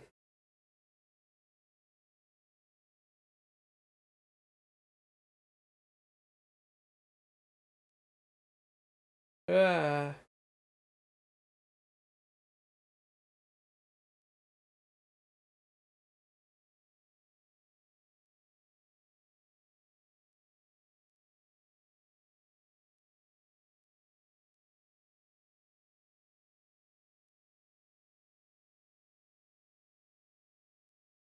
That's that.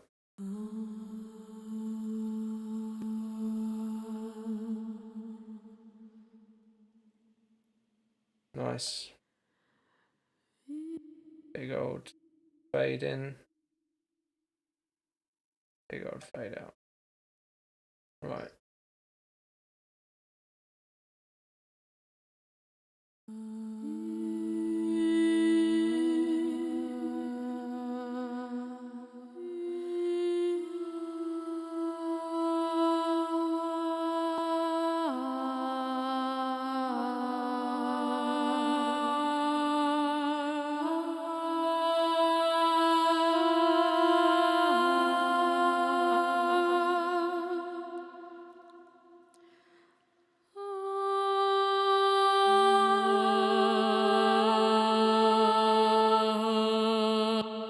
Yeah, this is the bit I wasn't sure about. It's all very low in her range, and it sounds a little bit weird. So, I think maybe I just move this along. Oops, maybe too far. See what I want to see what that does.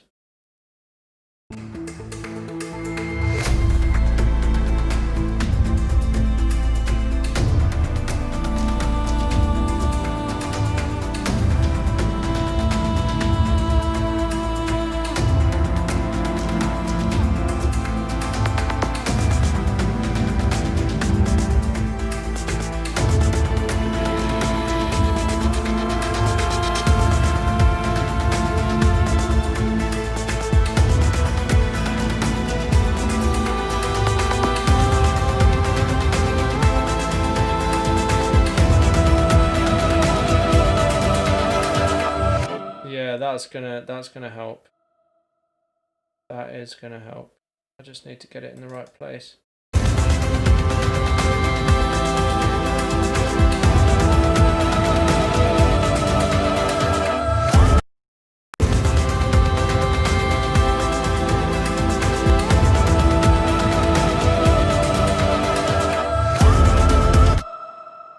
Okay.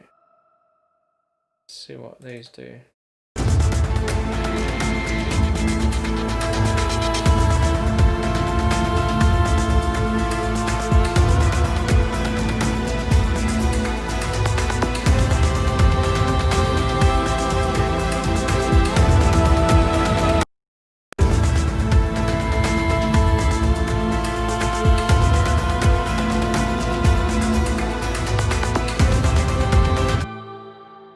That's not really the right note. It's not what I want.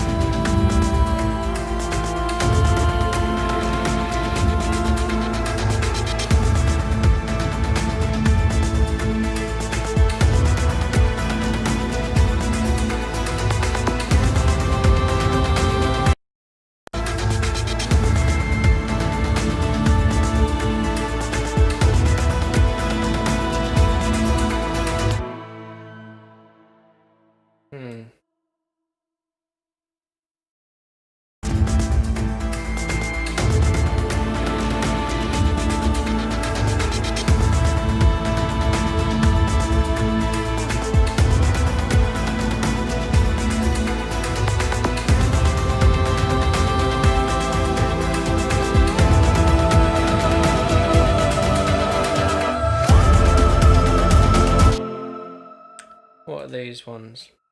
I need some stuff in the higher register, basically.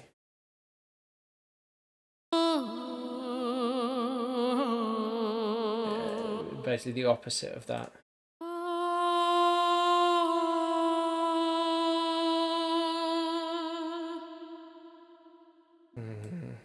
Not really. It's all very low. It's all very low. What's this one?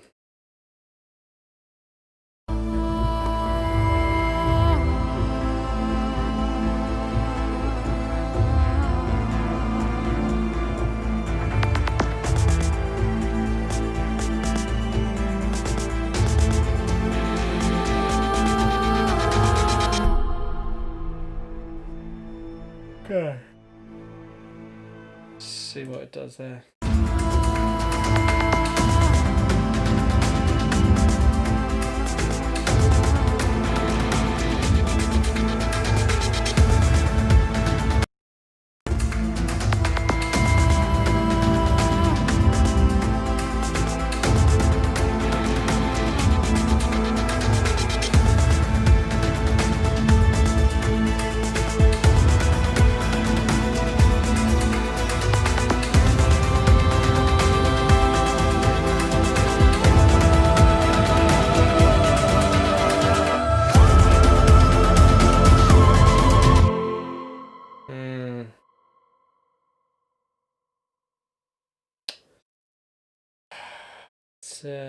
It's a pity you don't have any high notes. Because basically this just comes out of nowhere, and then everything else is down the octave, and I kind of wanted to ease into it, but it doesn't seem like it's gonna happen, and I don't really want to fill it up with loads of random stuff just for the sake of it.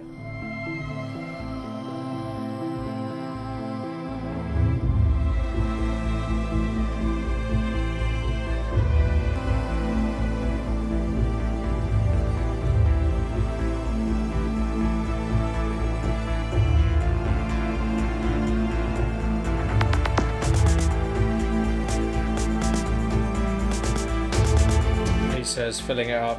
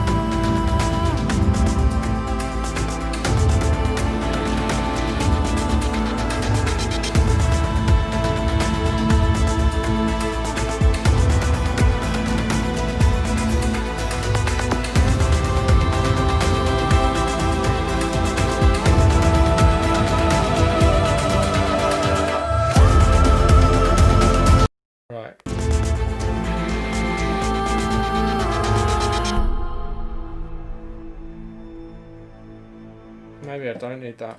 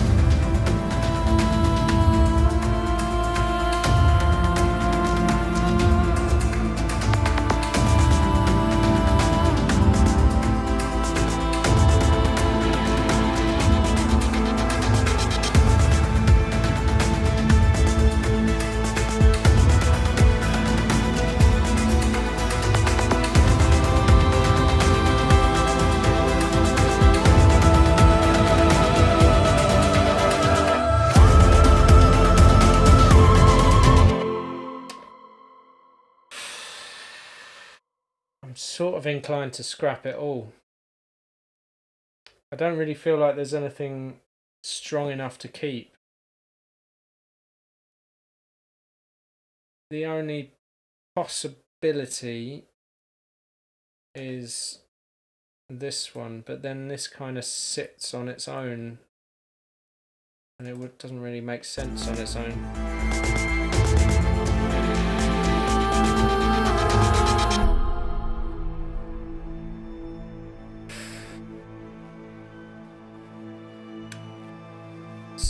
disappointing. I don't want to just put stuff in for the sake of it.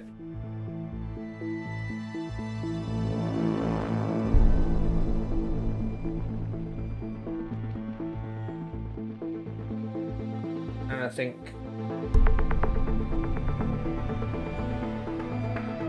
it's fine.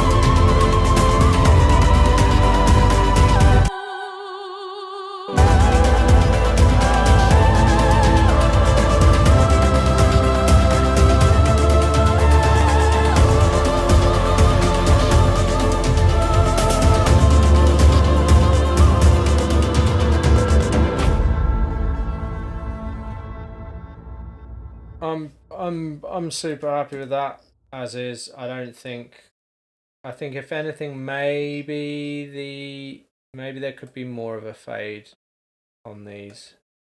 I'm just gonna put 2000. Let's try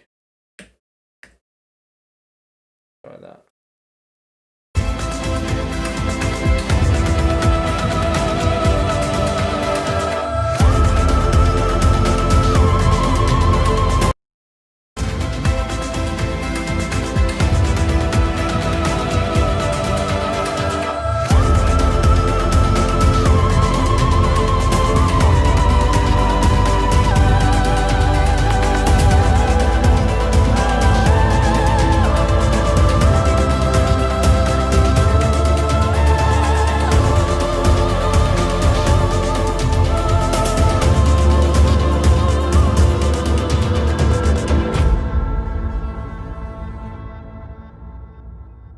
I don't think there's anything wrong with that.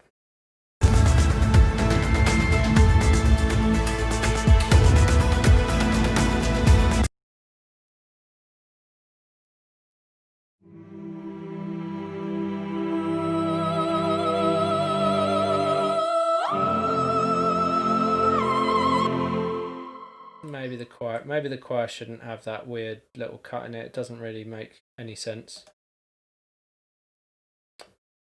I was trying to make more of that drop, but I think it's better just going straight.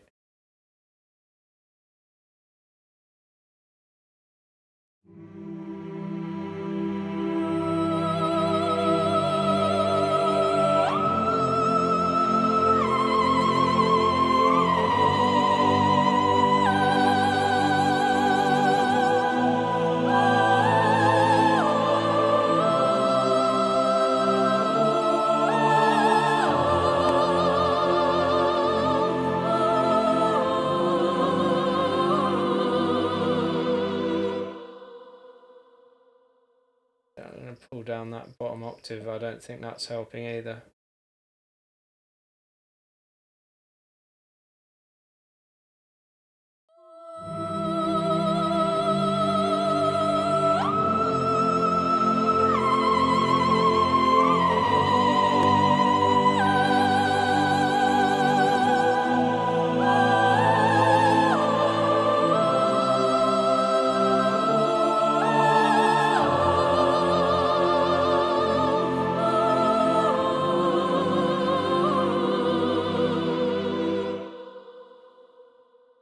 Yeah.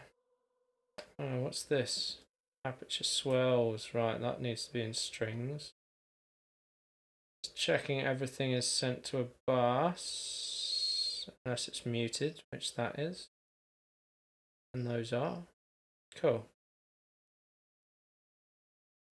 Alright, so that's that one.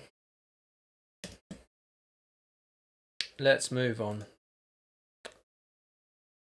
There we go.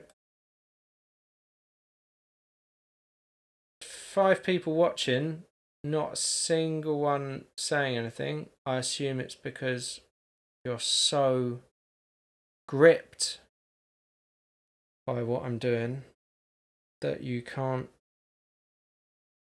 take your eyes off it to type on your keyboard. Perhaps. Phoenix, right.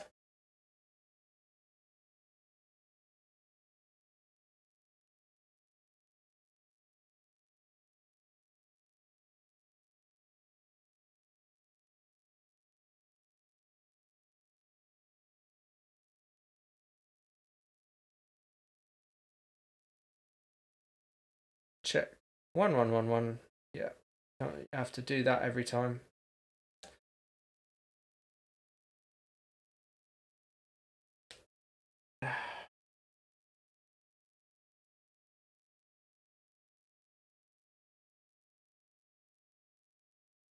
Okay. Nothing important.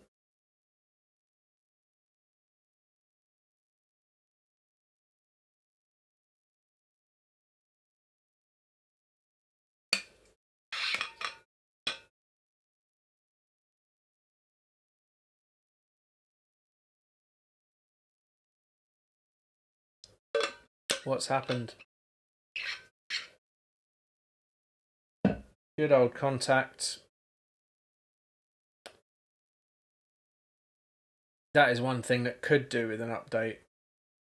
Like, what the hell? Awful. Awful software. Cool. Alright. Quit. Force quit. Where's force quit? Oh, in here. Yep. Nice one, logic.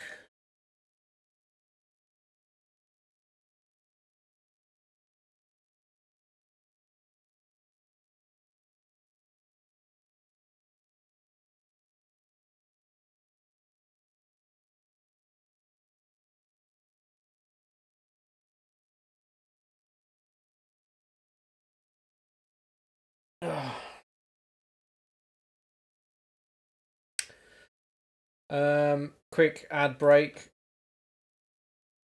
I mean, I say ad break. Rockspin.bandcamp.com. Plenty of things up there. Old sort of dubstep bits, bit of drum and bass, couple of old tracks.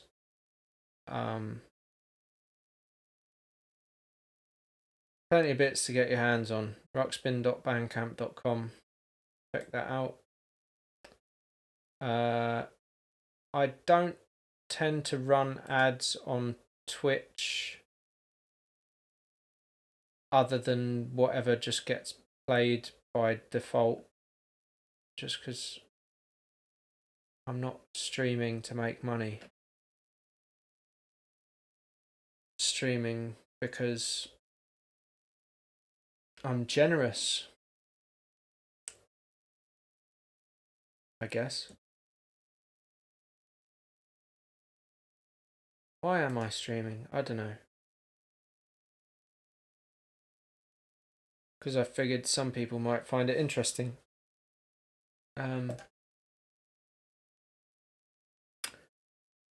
I think I would be interested if someone else was streaming this kind of weird stuff, because you don't see a lot of it, you know?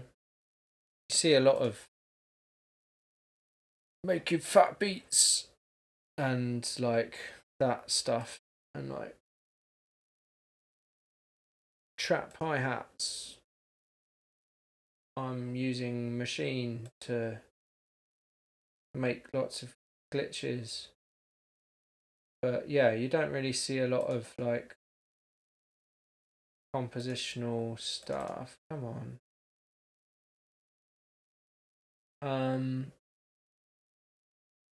And you don't see a lot of opera vocals, but I guess that's, you don't see a lot of it because that's not what people are interested in. So that is why. Maybe I'm wasting my time. Right. Okay. So this is the one vocal take that I have on this. Let's see how it works.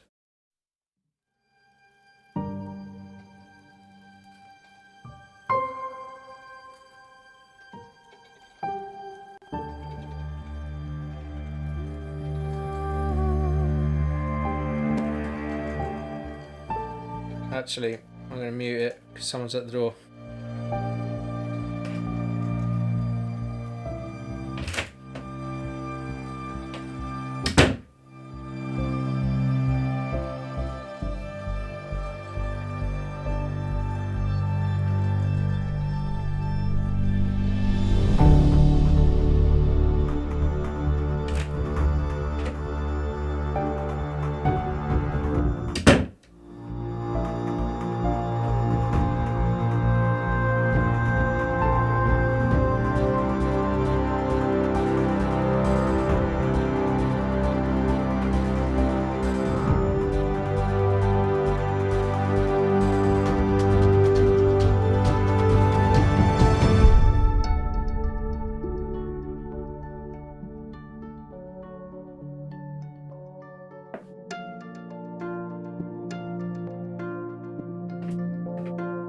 Okay.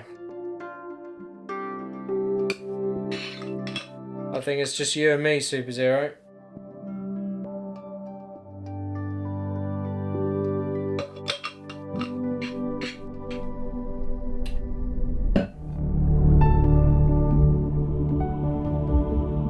Is there anything you want me to cover?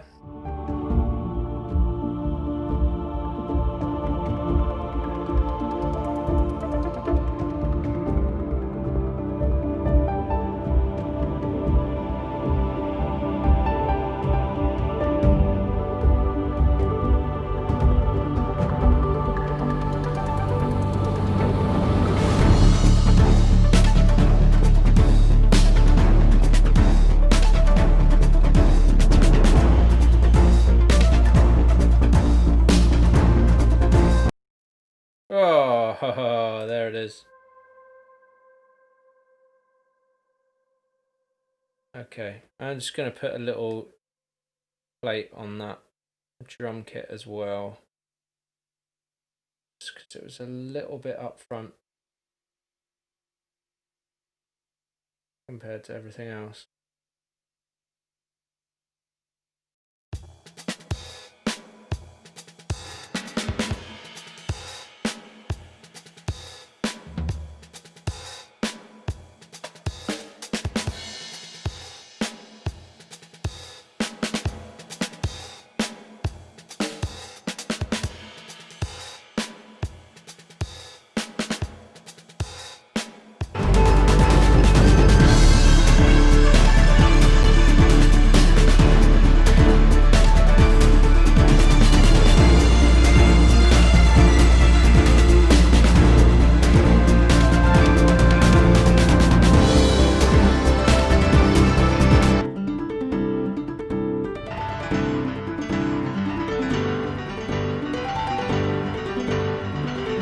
Really? It's that late?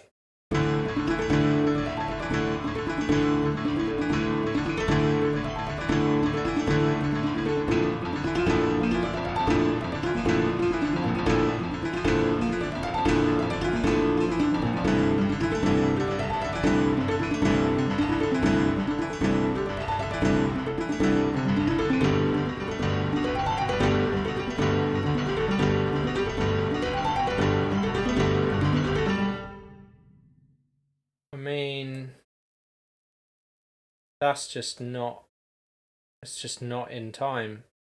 So this Jerry's Pianos, recorded at the MGM scoring stage, Sony Pictures Studios, Cinesamples. It's a free plugin. And as with most free plugins, they're just not very good. called Jerry's Piano, and it's sort of that. It's the kind of scoring technique of having, you know, 2 grand pianos or 4 grand pianos and just absolutely going at it in the low end. It's only sort of 2 octaves or so.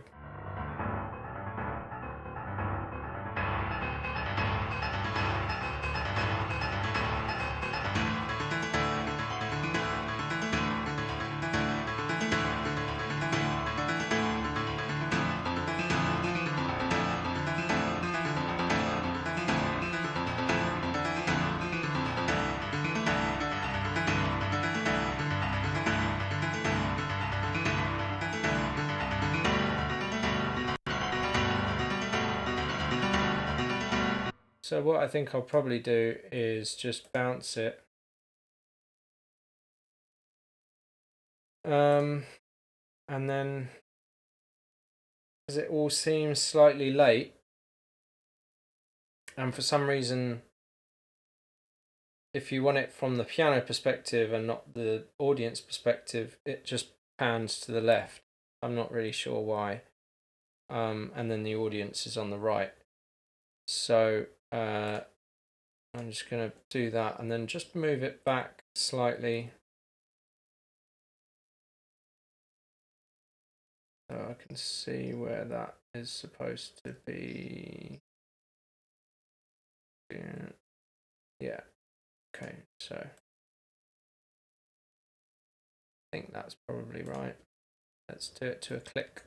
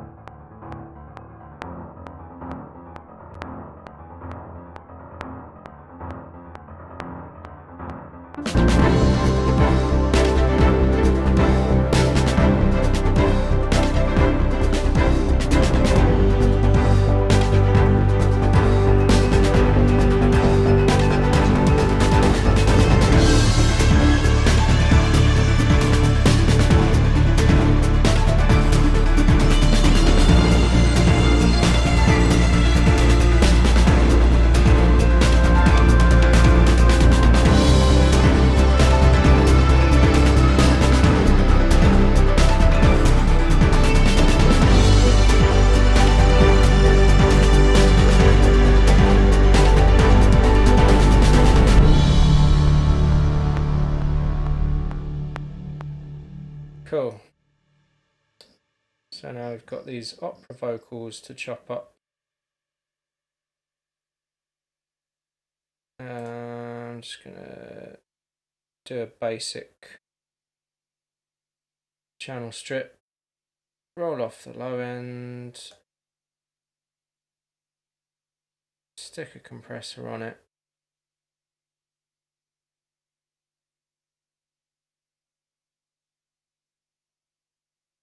Stick a big old verb. In fact, I'm going to go with the supermassive. What was that one I had before? Vocal something. Massive vocal. There we go.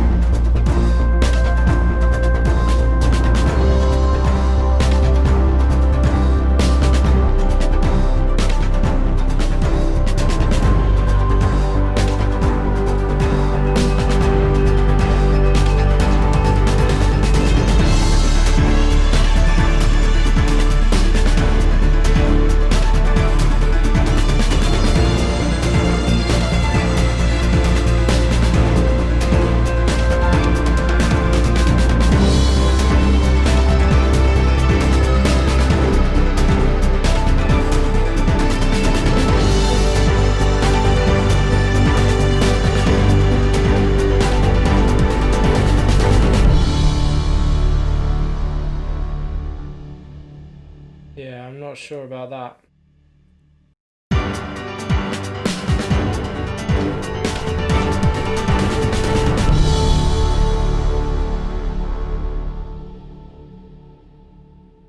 That helps. Right, from the top.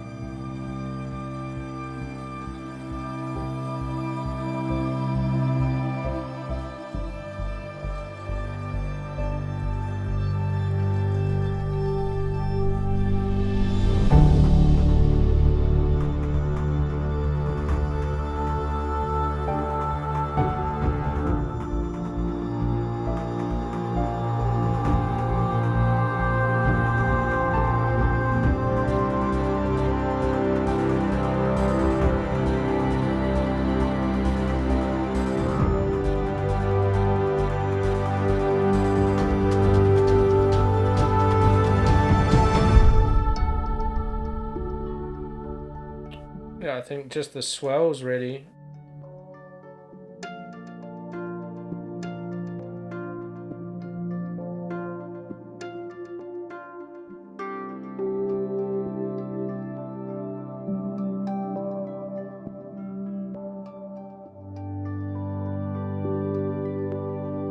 Maybe if they were there, might work.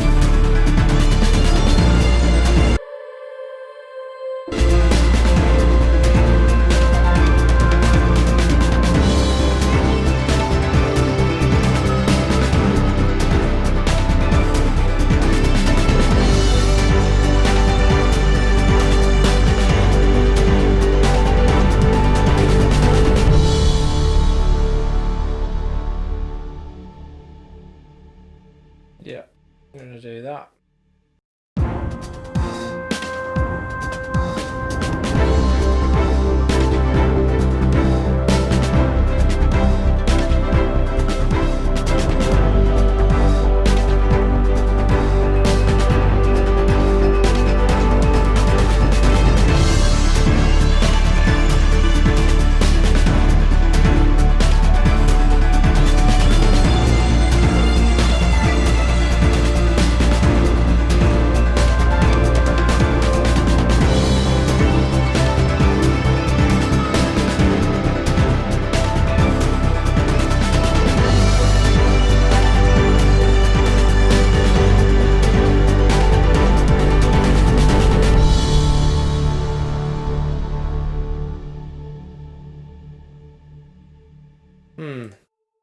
That weird.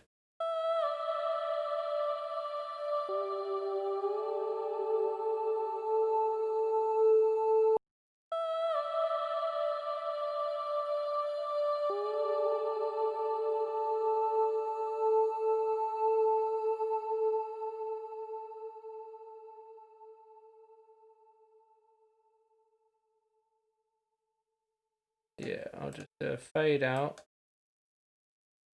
and then a fade in.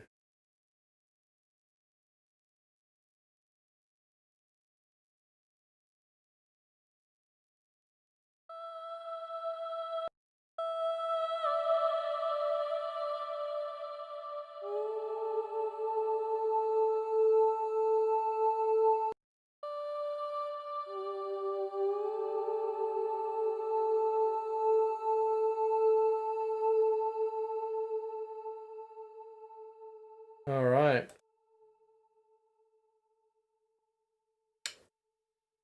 That is that. Fade these. Just in case, you never know. Okay. So that's that one done.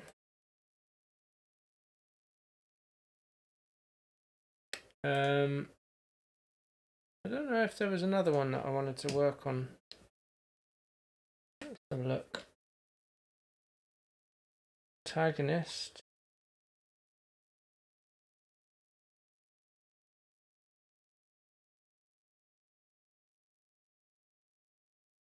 Let me check on my.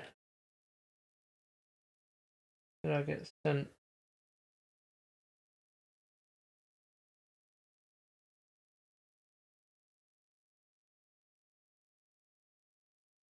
No.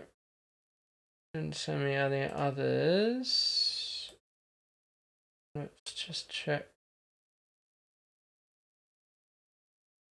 Opera vocals, waiting for gravity. I think May 16th. I think I've already put them in. Might as well double check that.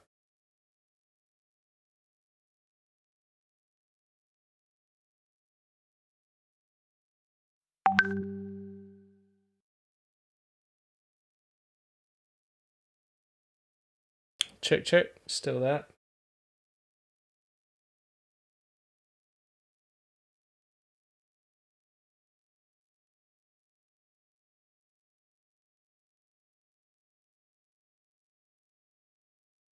This one sounded great.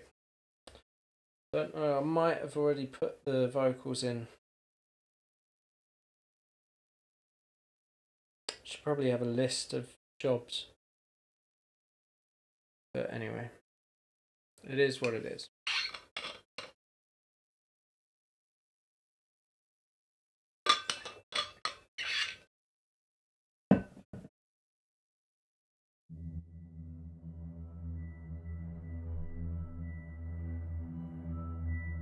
Okay, we've got some sort of little bits there, and there's a lead vox. I wonder. Right, let's have a look.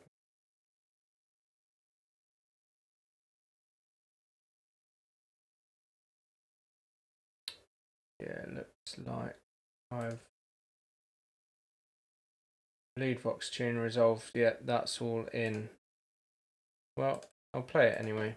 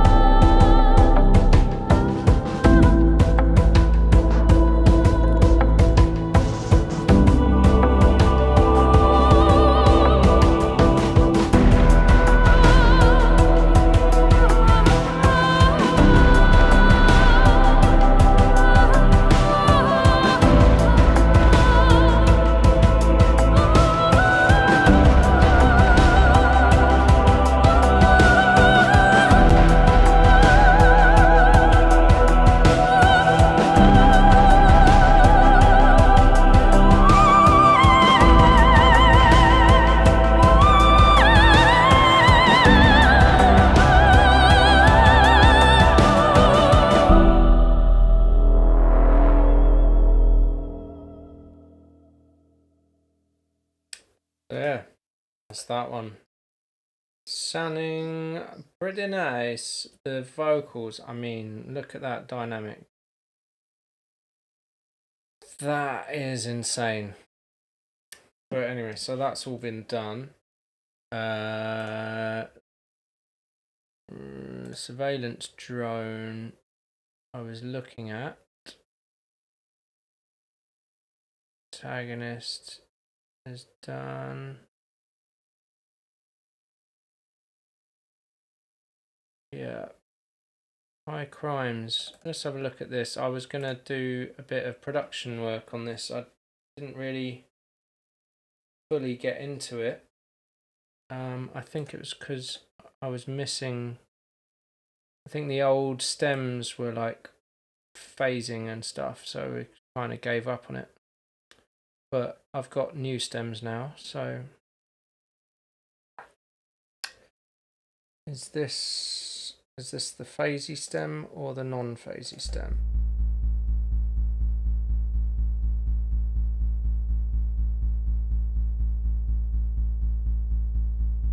I think it's the non-phasey stem.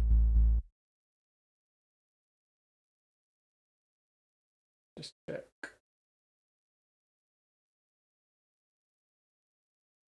And maybe it is the phasey stem.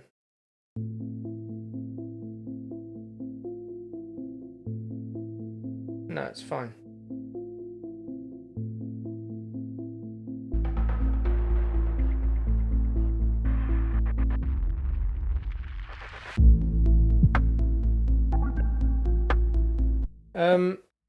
Just in terms of what you've missed, I finished off a couple of other tunes that had opera vocals. Just nothing major. I mean, actually, yeah, like loads of stuff. Like I've been doing loads of things. No, not a lot. And now I am starting to add a bit more stuff to a track called High Crimes, which is supposed to go on that on this whole album. So I think I'll probably be trying to work in a bit more sort of orchestral and choral stuff into this, because at the moment it's it's 2.5 minutes. It's basically a beat and bass and an arpeggiated synth. So yeah. So there's a bit of that.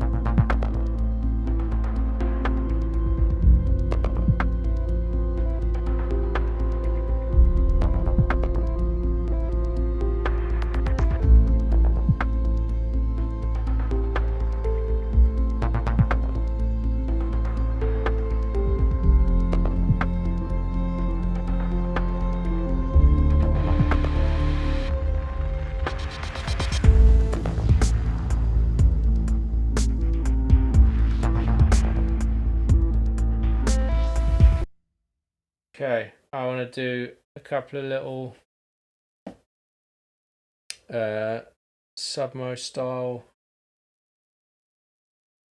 dub delays or reverbs on that snare. So what I'm going to do is just bust stuff out for the moment. So I'm going to leave a few buses for any additional layers of drums that I want to put in. Kick, snare, hi-hat. And then this can be Original drums. Yeah, they're it's Phil's drums. All these stems are from Phil. It sounds great. Just needs tying in to everything else. So OG drums, right, and then that can all go through all drums, and then I'll have bass.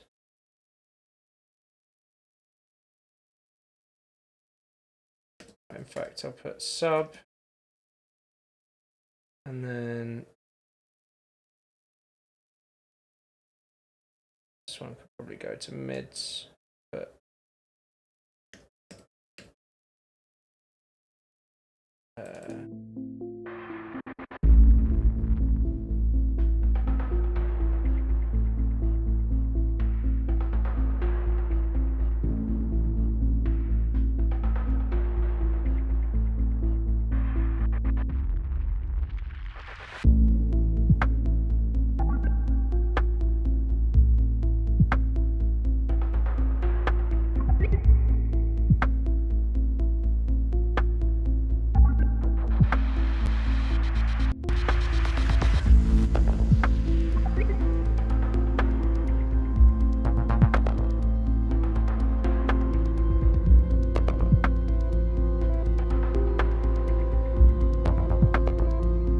then we've got synths,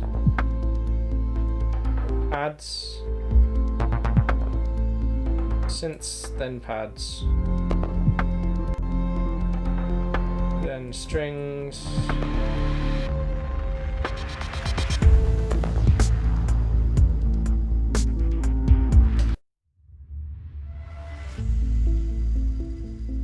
there's some effects, more effects.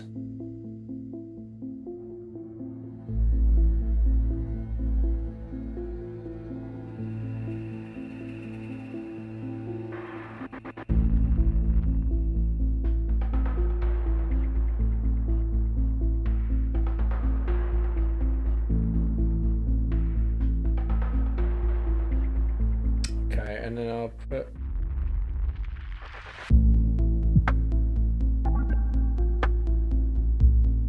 these on effects.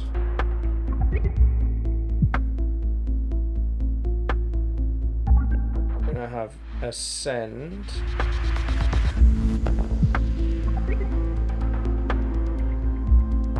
Two sends.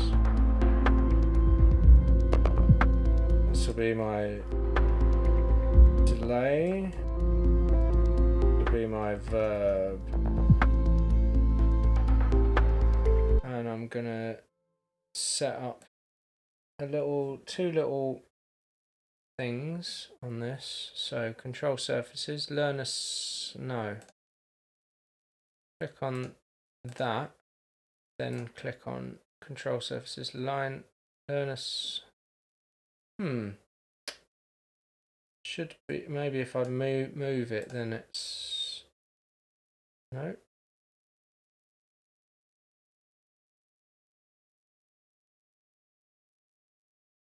There we go. And then just jiggle that. Okay.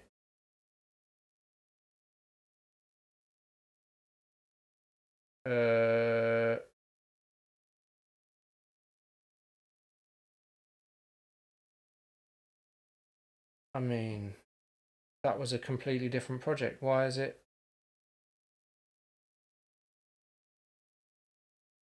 Just going to reassign it. Okay, so then, yeah. So now if I move this one, then then assignment for send to. There we go. Close that. So now I've got my delay and my reverb on pots. So I'm going to use a Space Echo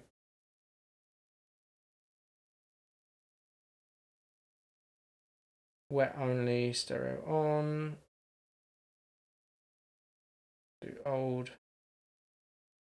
Then I'm gonna have some sort of granular reverb, maybe a spring.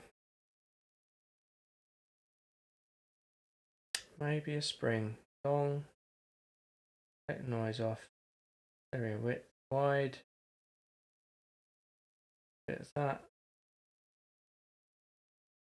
Bring the bandwidth down. And let it dry off.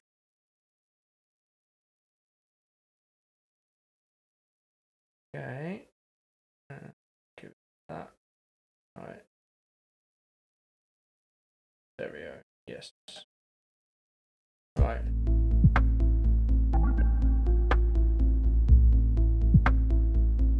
Why is it doing that?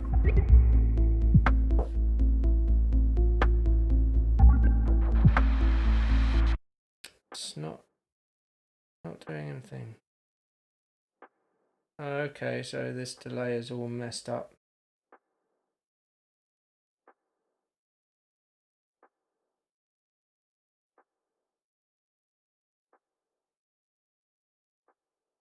Right.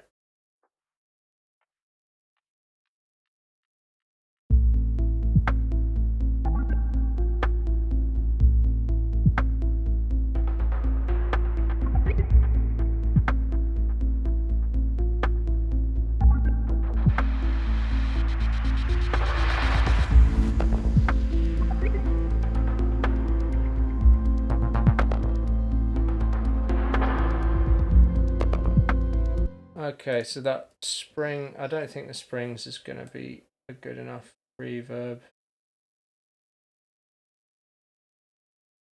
I'm going to do the rev plate and drive it and make it a big old thing. 100% wet. It tops up a little. Give it. Ah, there you go. There's the readout. Why wasn't it doing that before? Weird.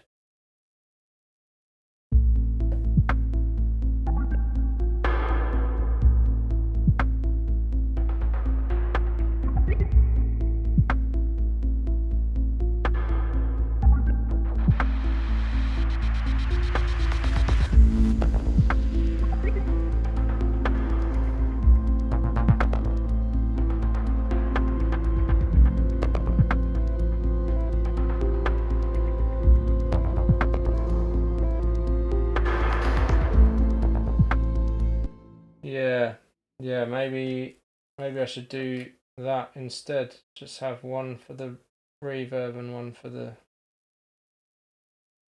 Yeah, do that. Reverb only. 100% wet. Let's see.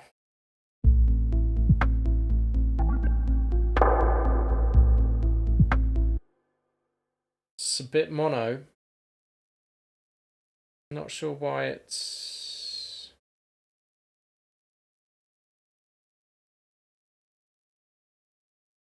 Not sure about that.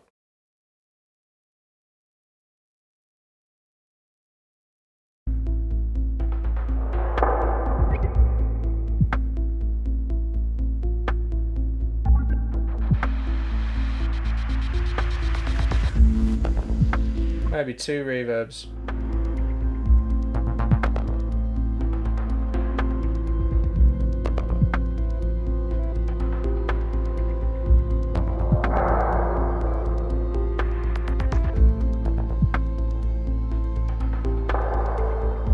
Nice.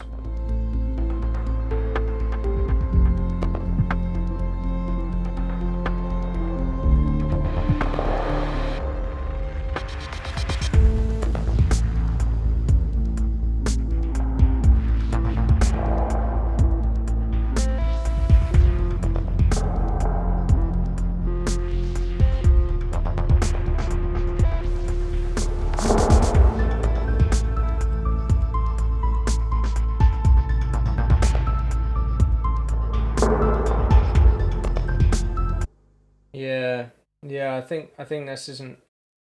It's not. That's not really doing it for me.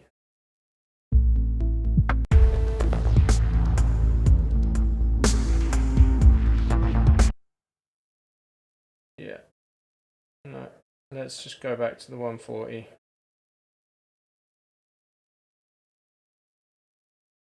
I'm gonna take it right up.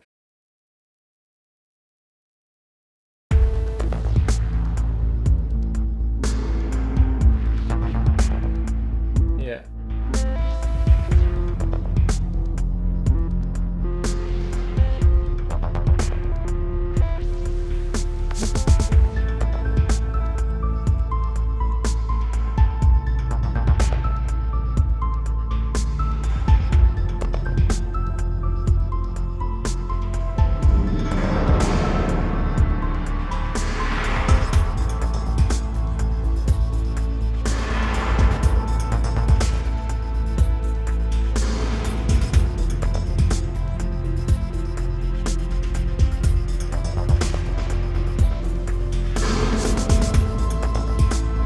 Okay, that's quite loud.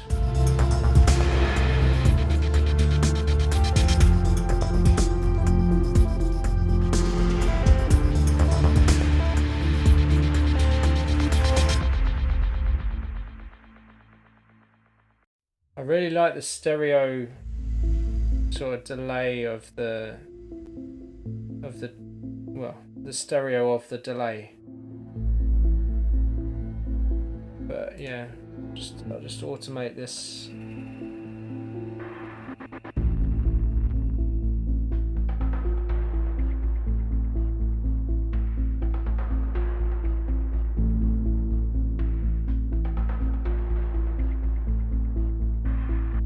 I've not actually.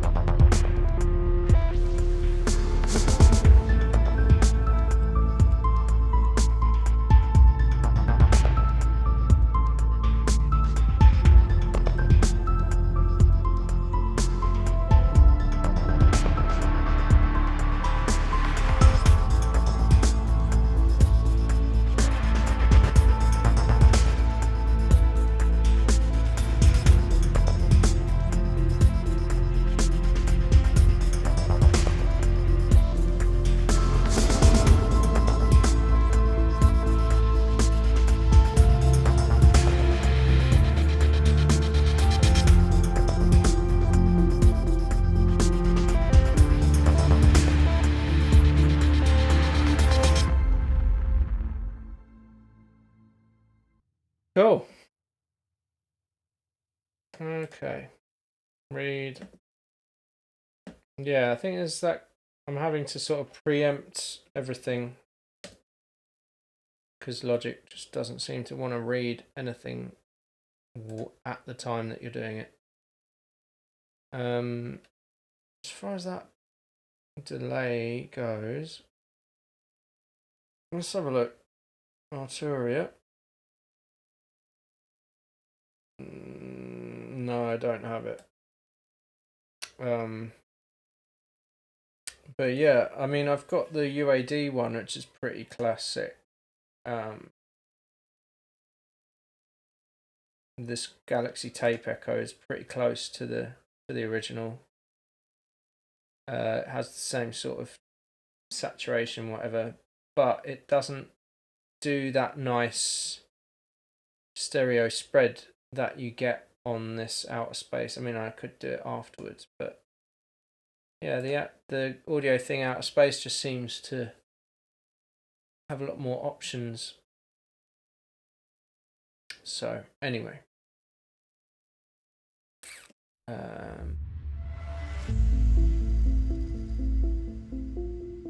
let's go. Let's make some other noises.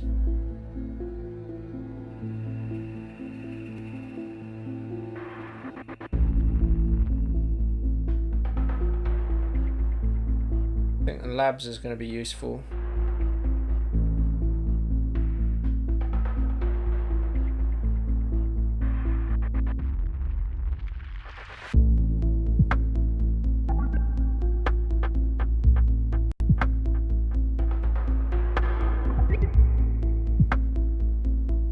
Oh, looks identical is not the same as sounding identical.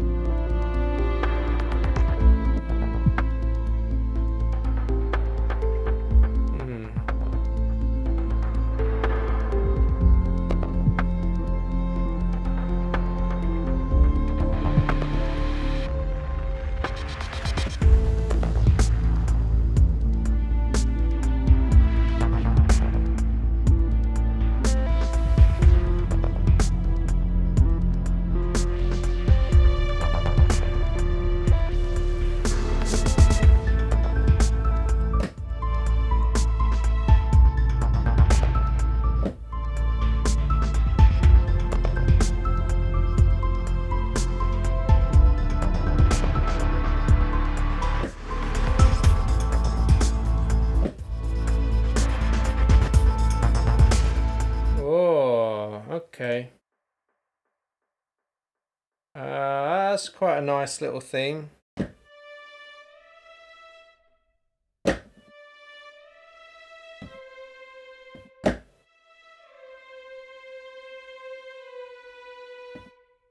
Yeah, I'm just going to play in a little theme in the first violins.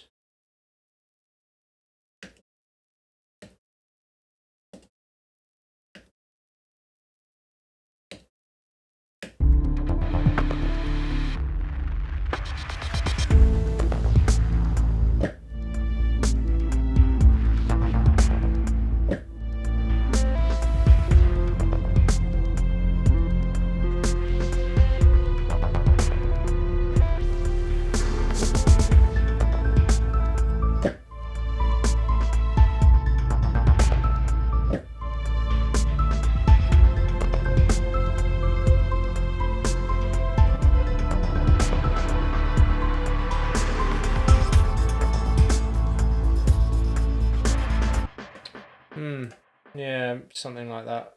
I'll give it another go.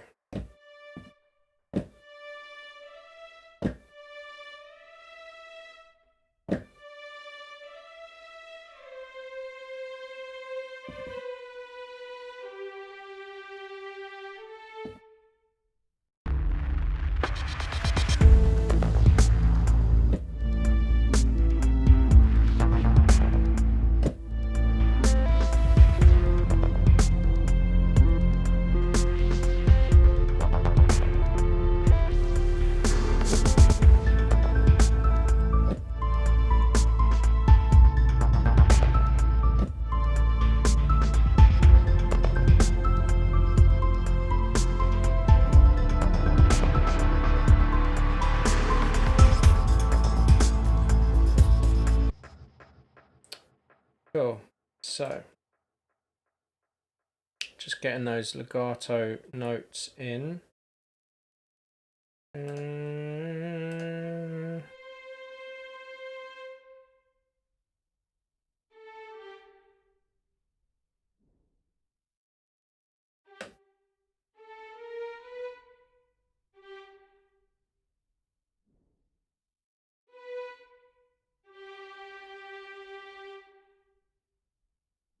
Right.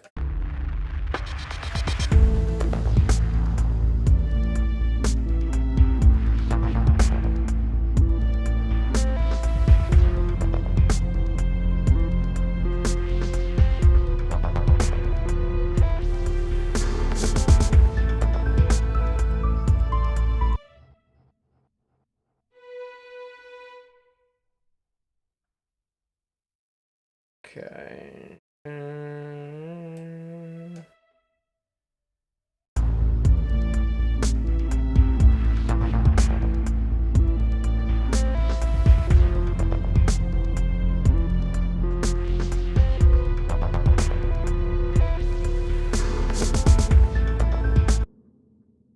Yeah.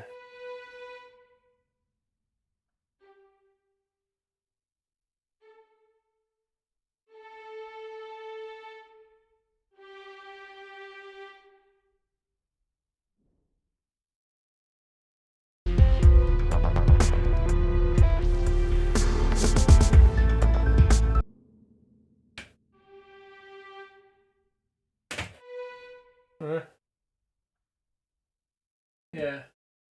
Why? What? What's up? Okay. Do you want to message me? Okay.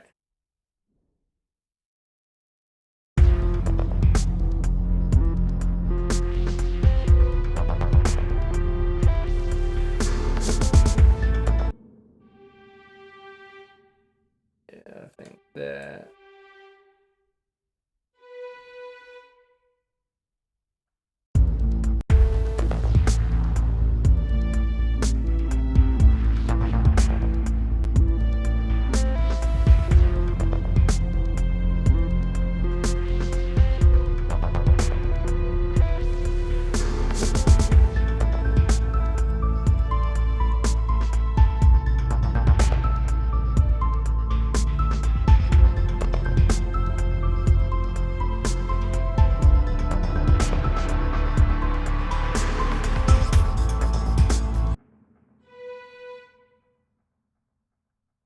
Okay. I think I'm just going to leave that. So.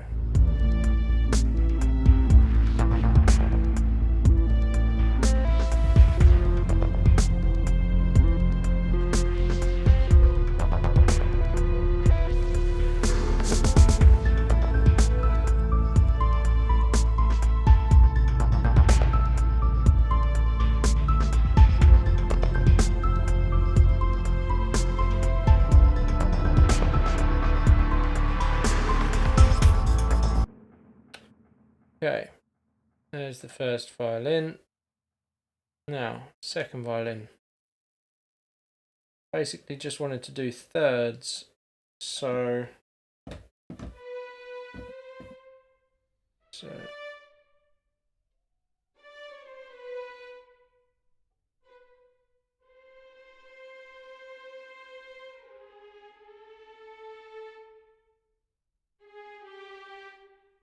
I don't know if this is going to work, but let's try it.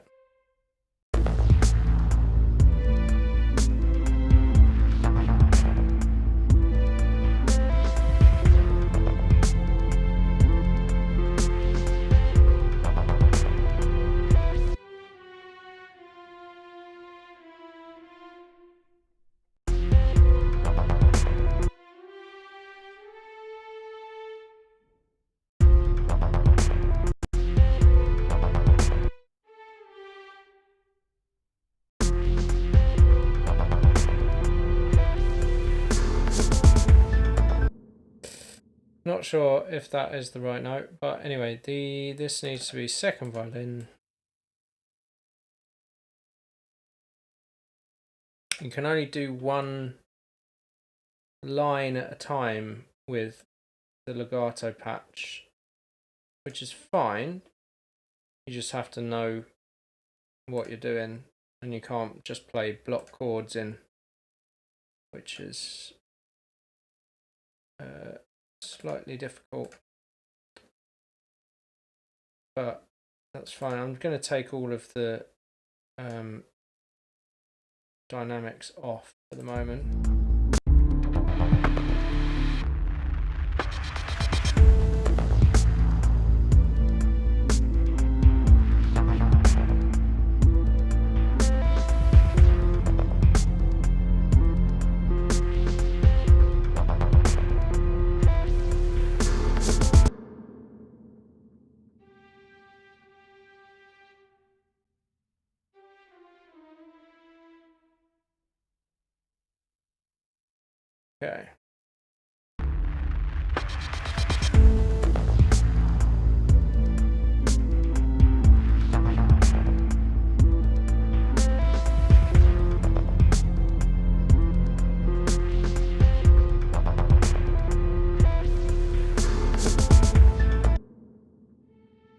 That was quite nice, going back up to that.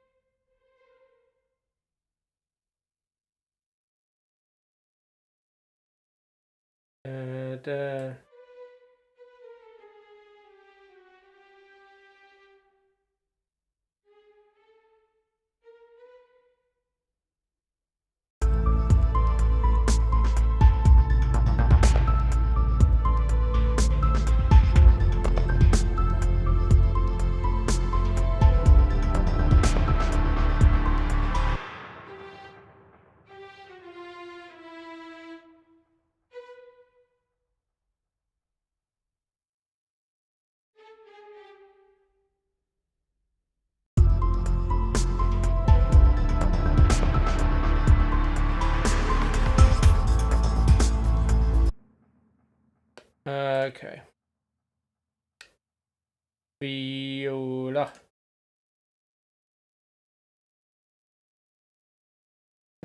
Viola. A boogie woogie woogie woogie. Viola. I'll be your dog. Right. Yeah, the keys are great, man. Keys are from Phil's original stem. Bunch of reverb on that.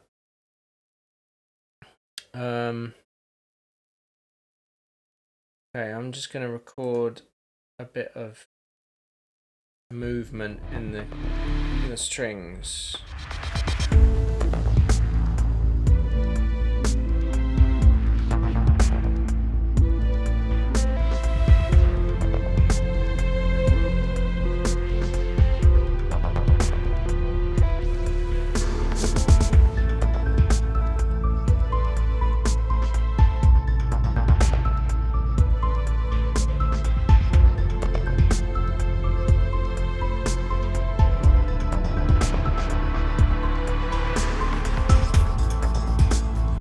Cool.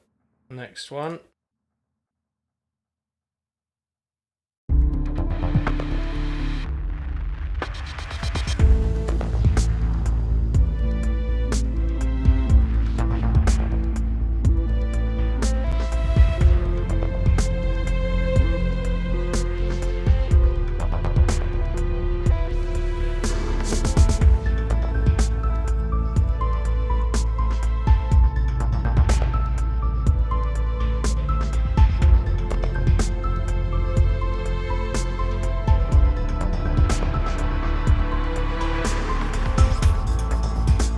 Okay, gets a bit loud at the start there on the first violins.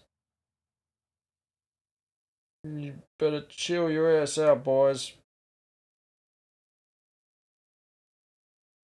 Right.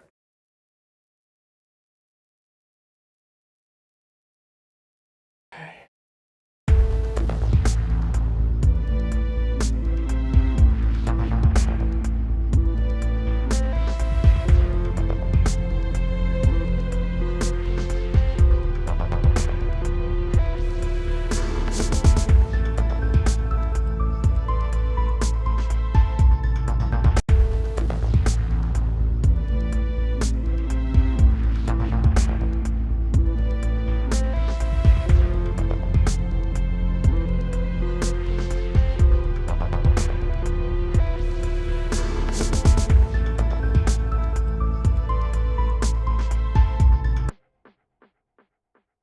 Okay, that last note.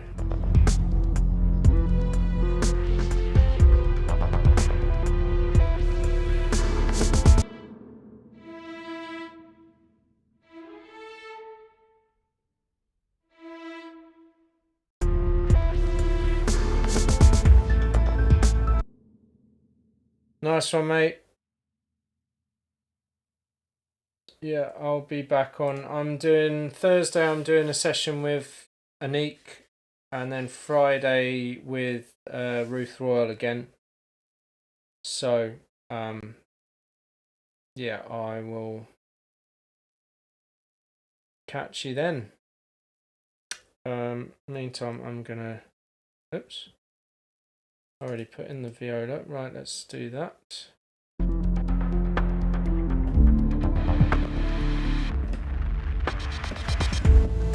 Well, it would help if I actually used the same.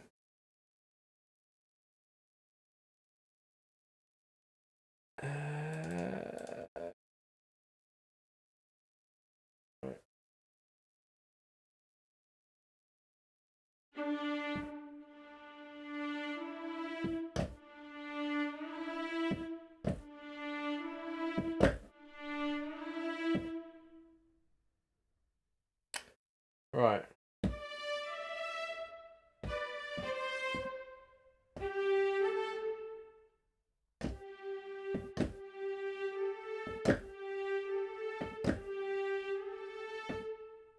Okay.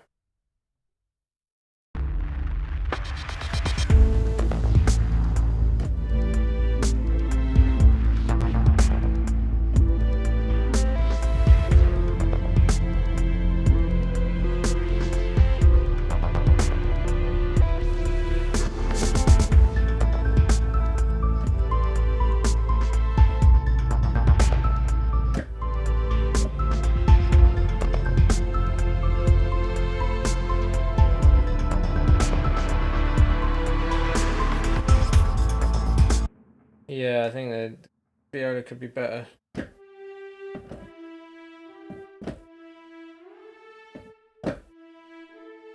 Yeah, that's it.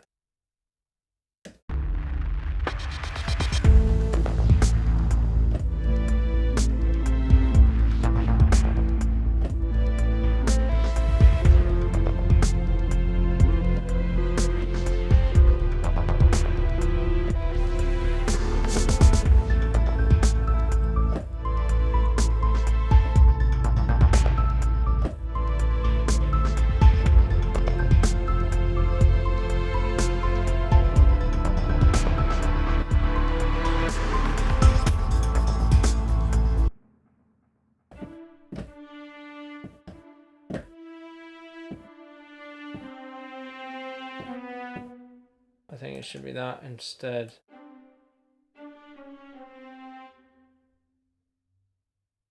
Right.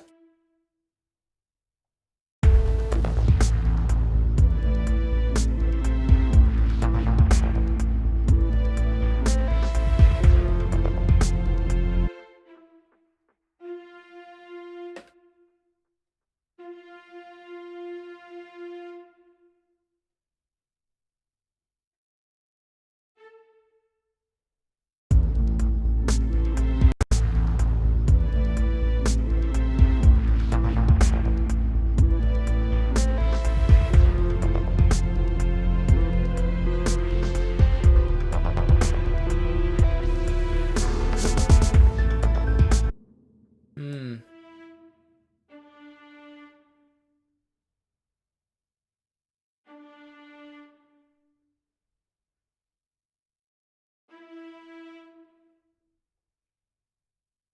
Okay.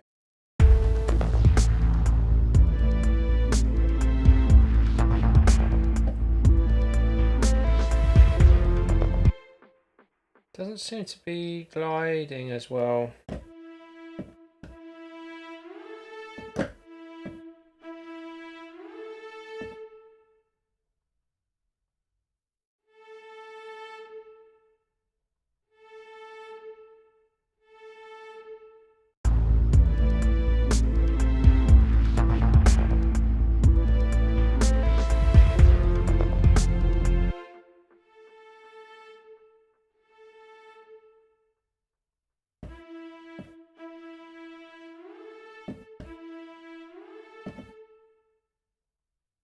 No.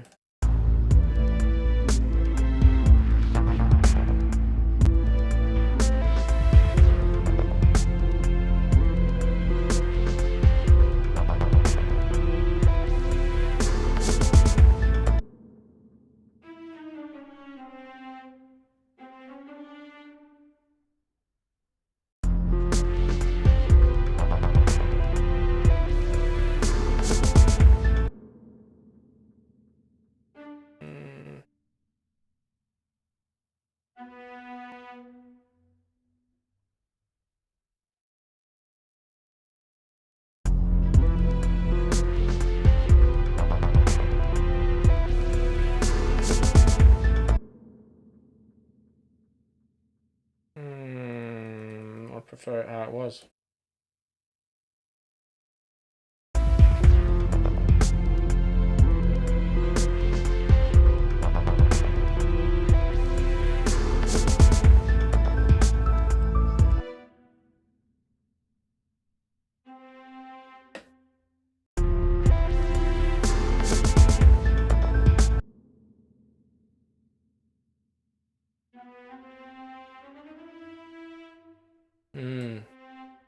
Let's do that.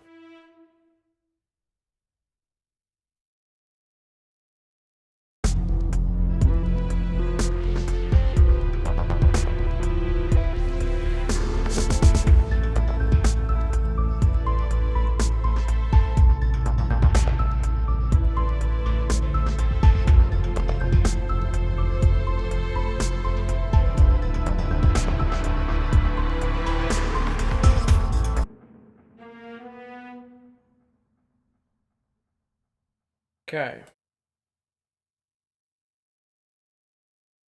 Now, cellos. Let's see if we can add another harmony to this.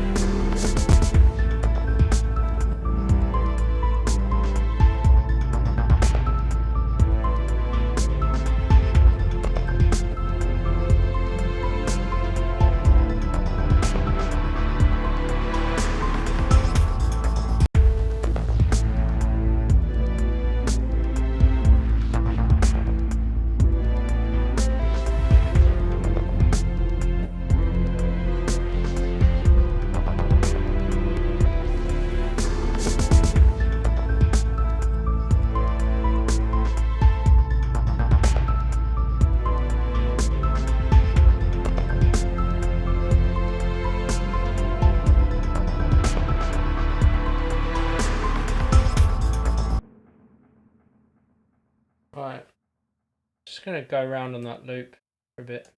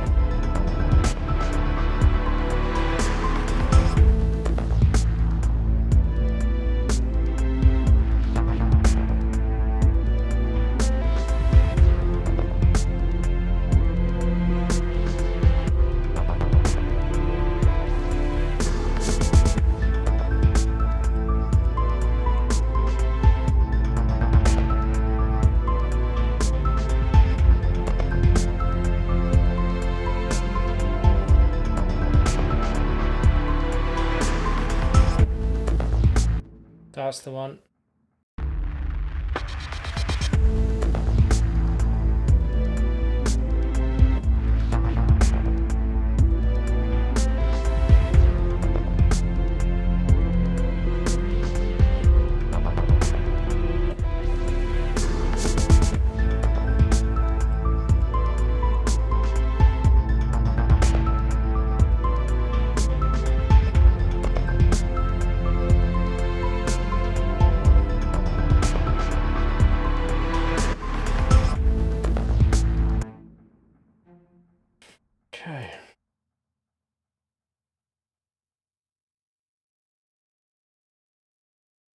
Hmm.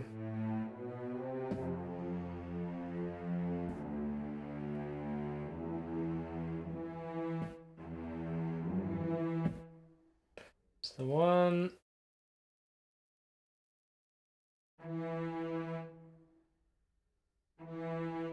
Getting those swoops. Getting them swoops. Oh, sore throat. Drink some water.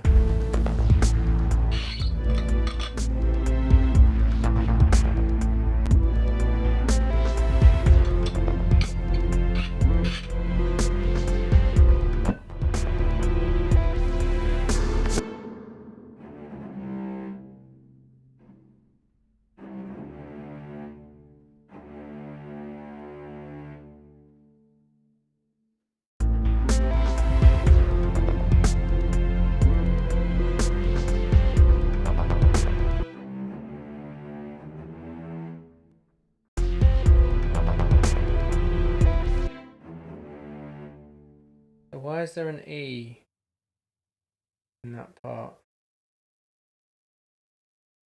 Oh.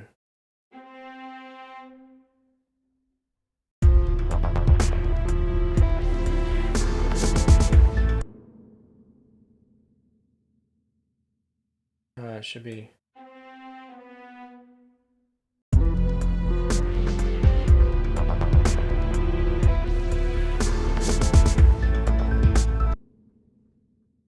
And E, that should be.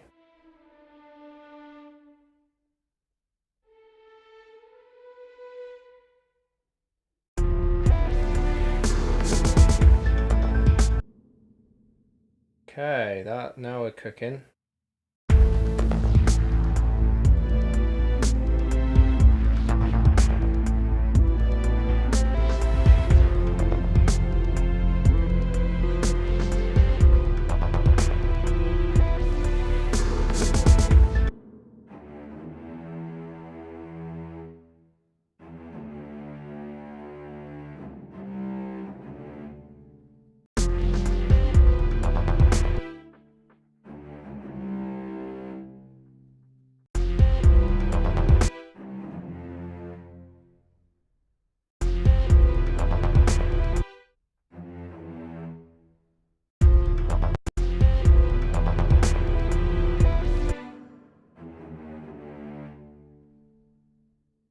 What?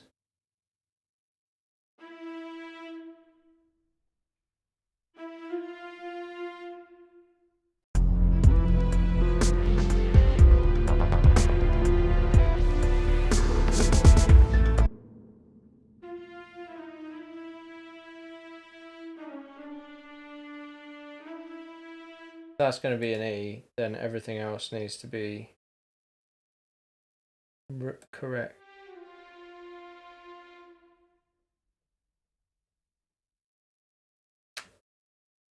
Okay, let's get to the end of this and then I'll finish.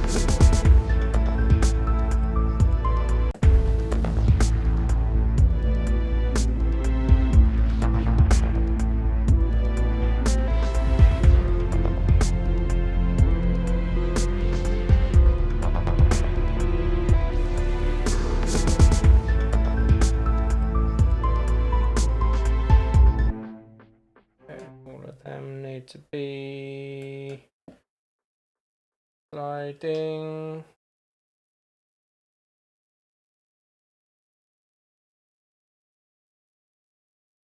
Okay.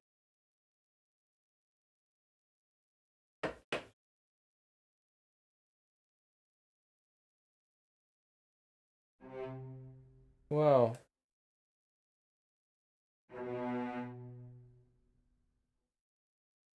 it's nice to know that my streams are really popular, at least.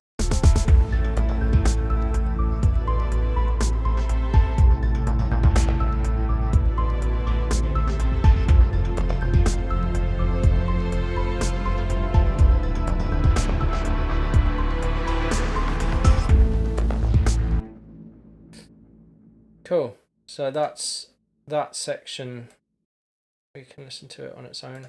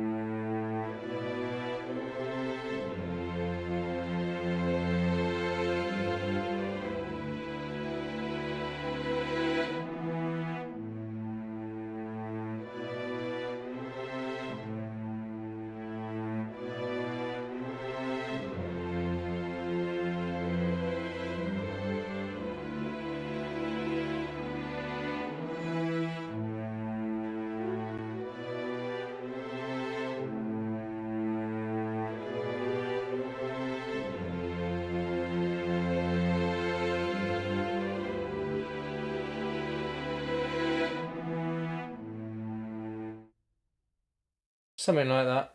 Anyway, that's kind of got those glides going around. It's got that little melody. I can expand on that in the next session.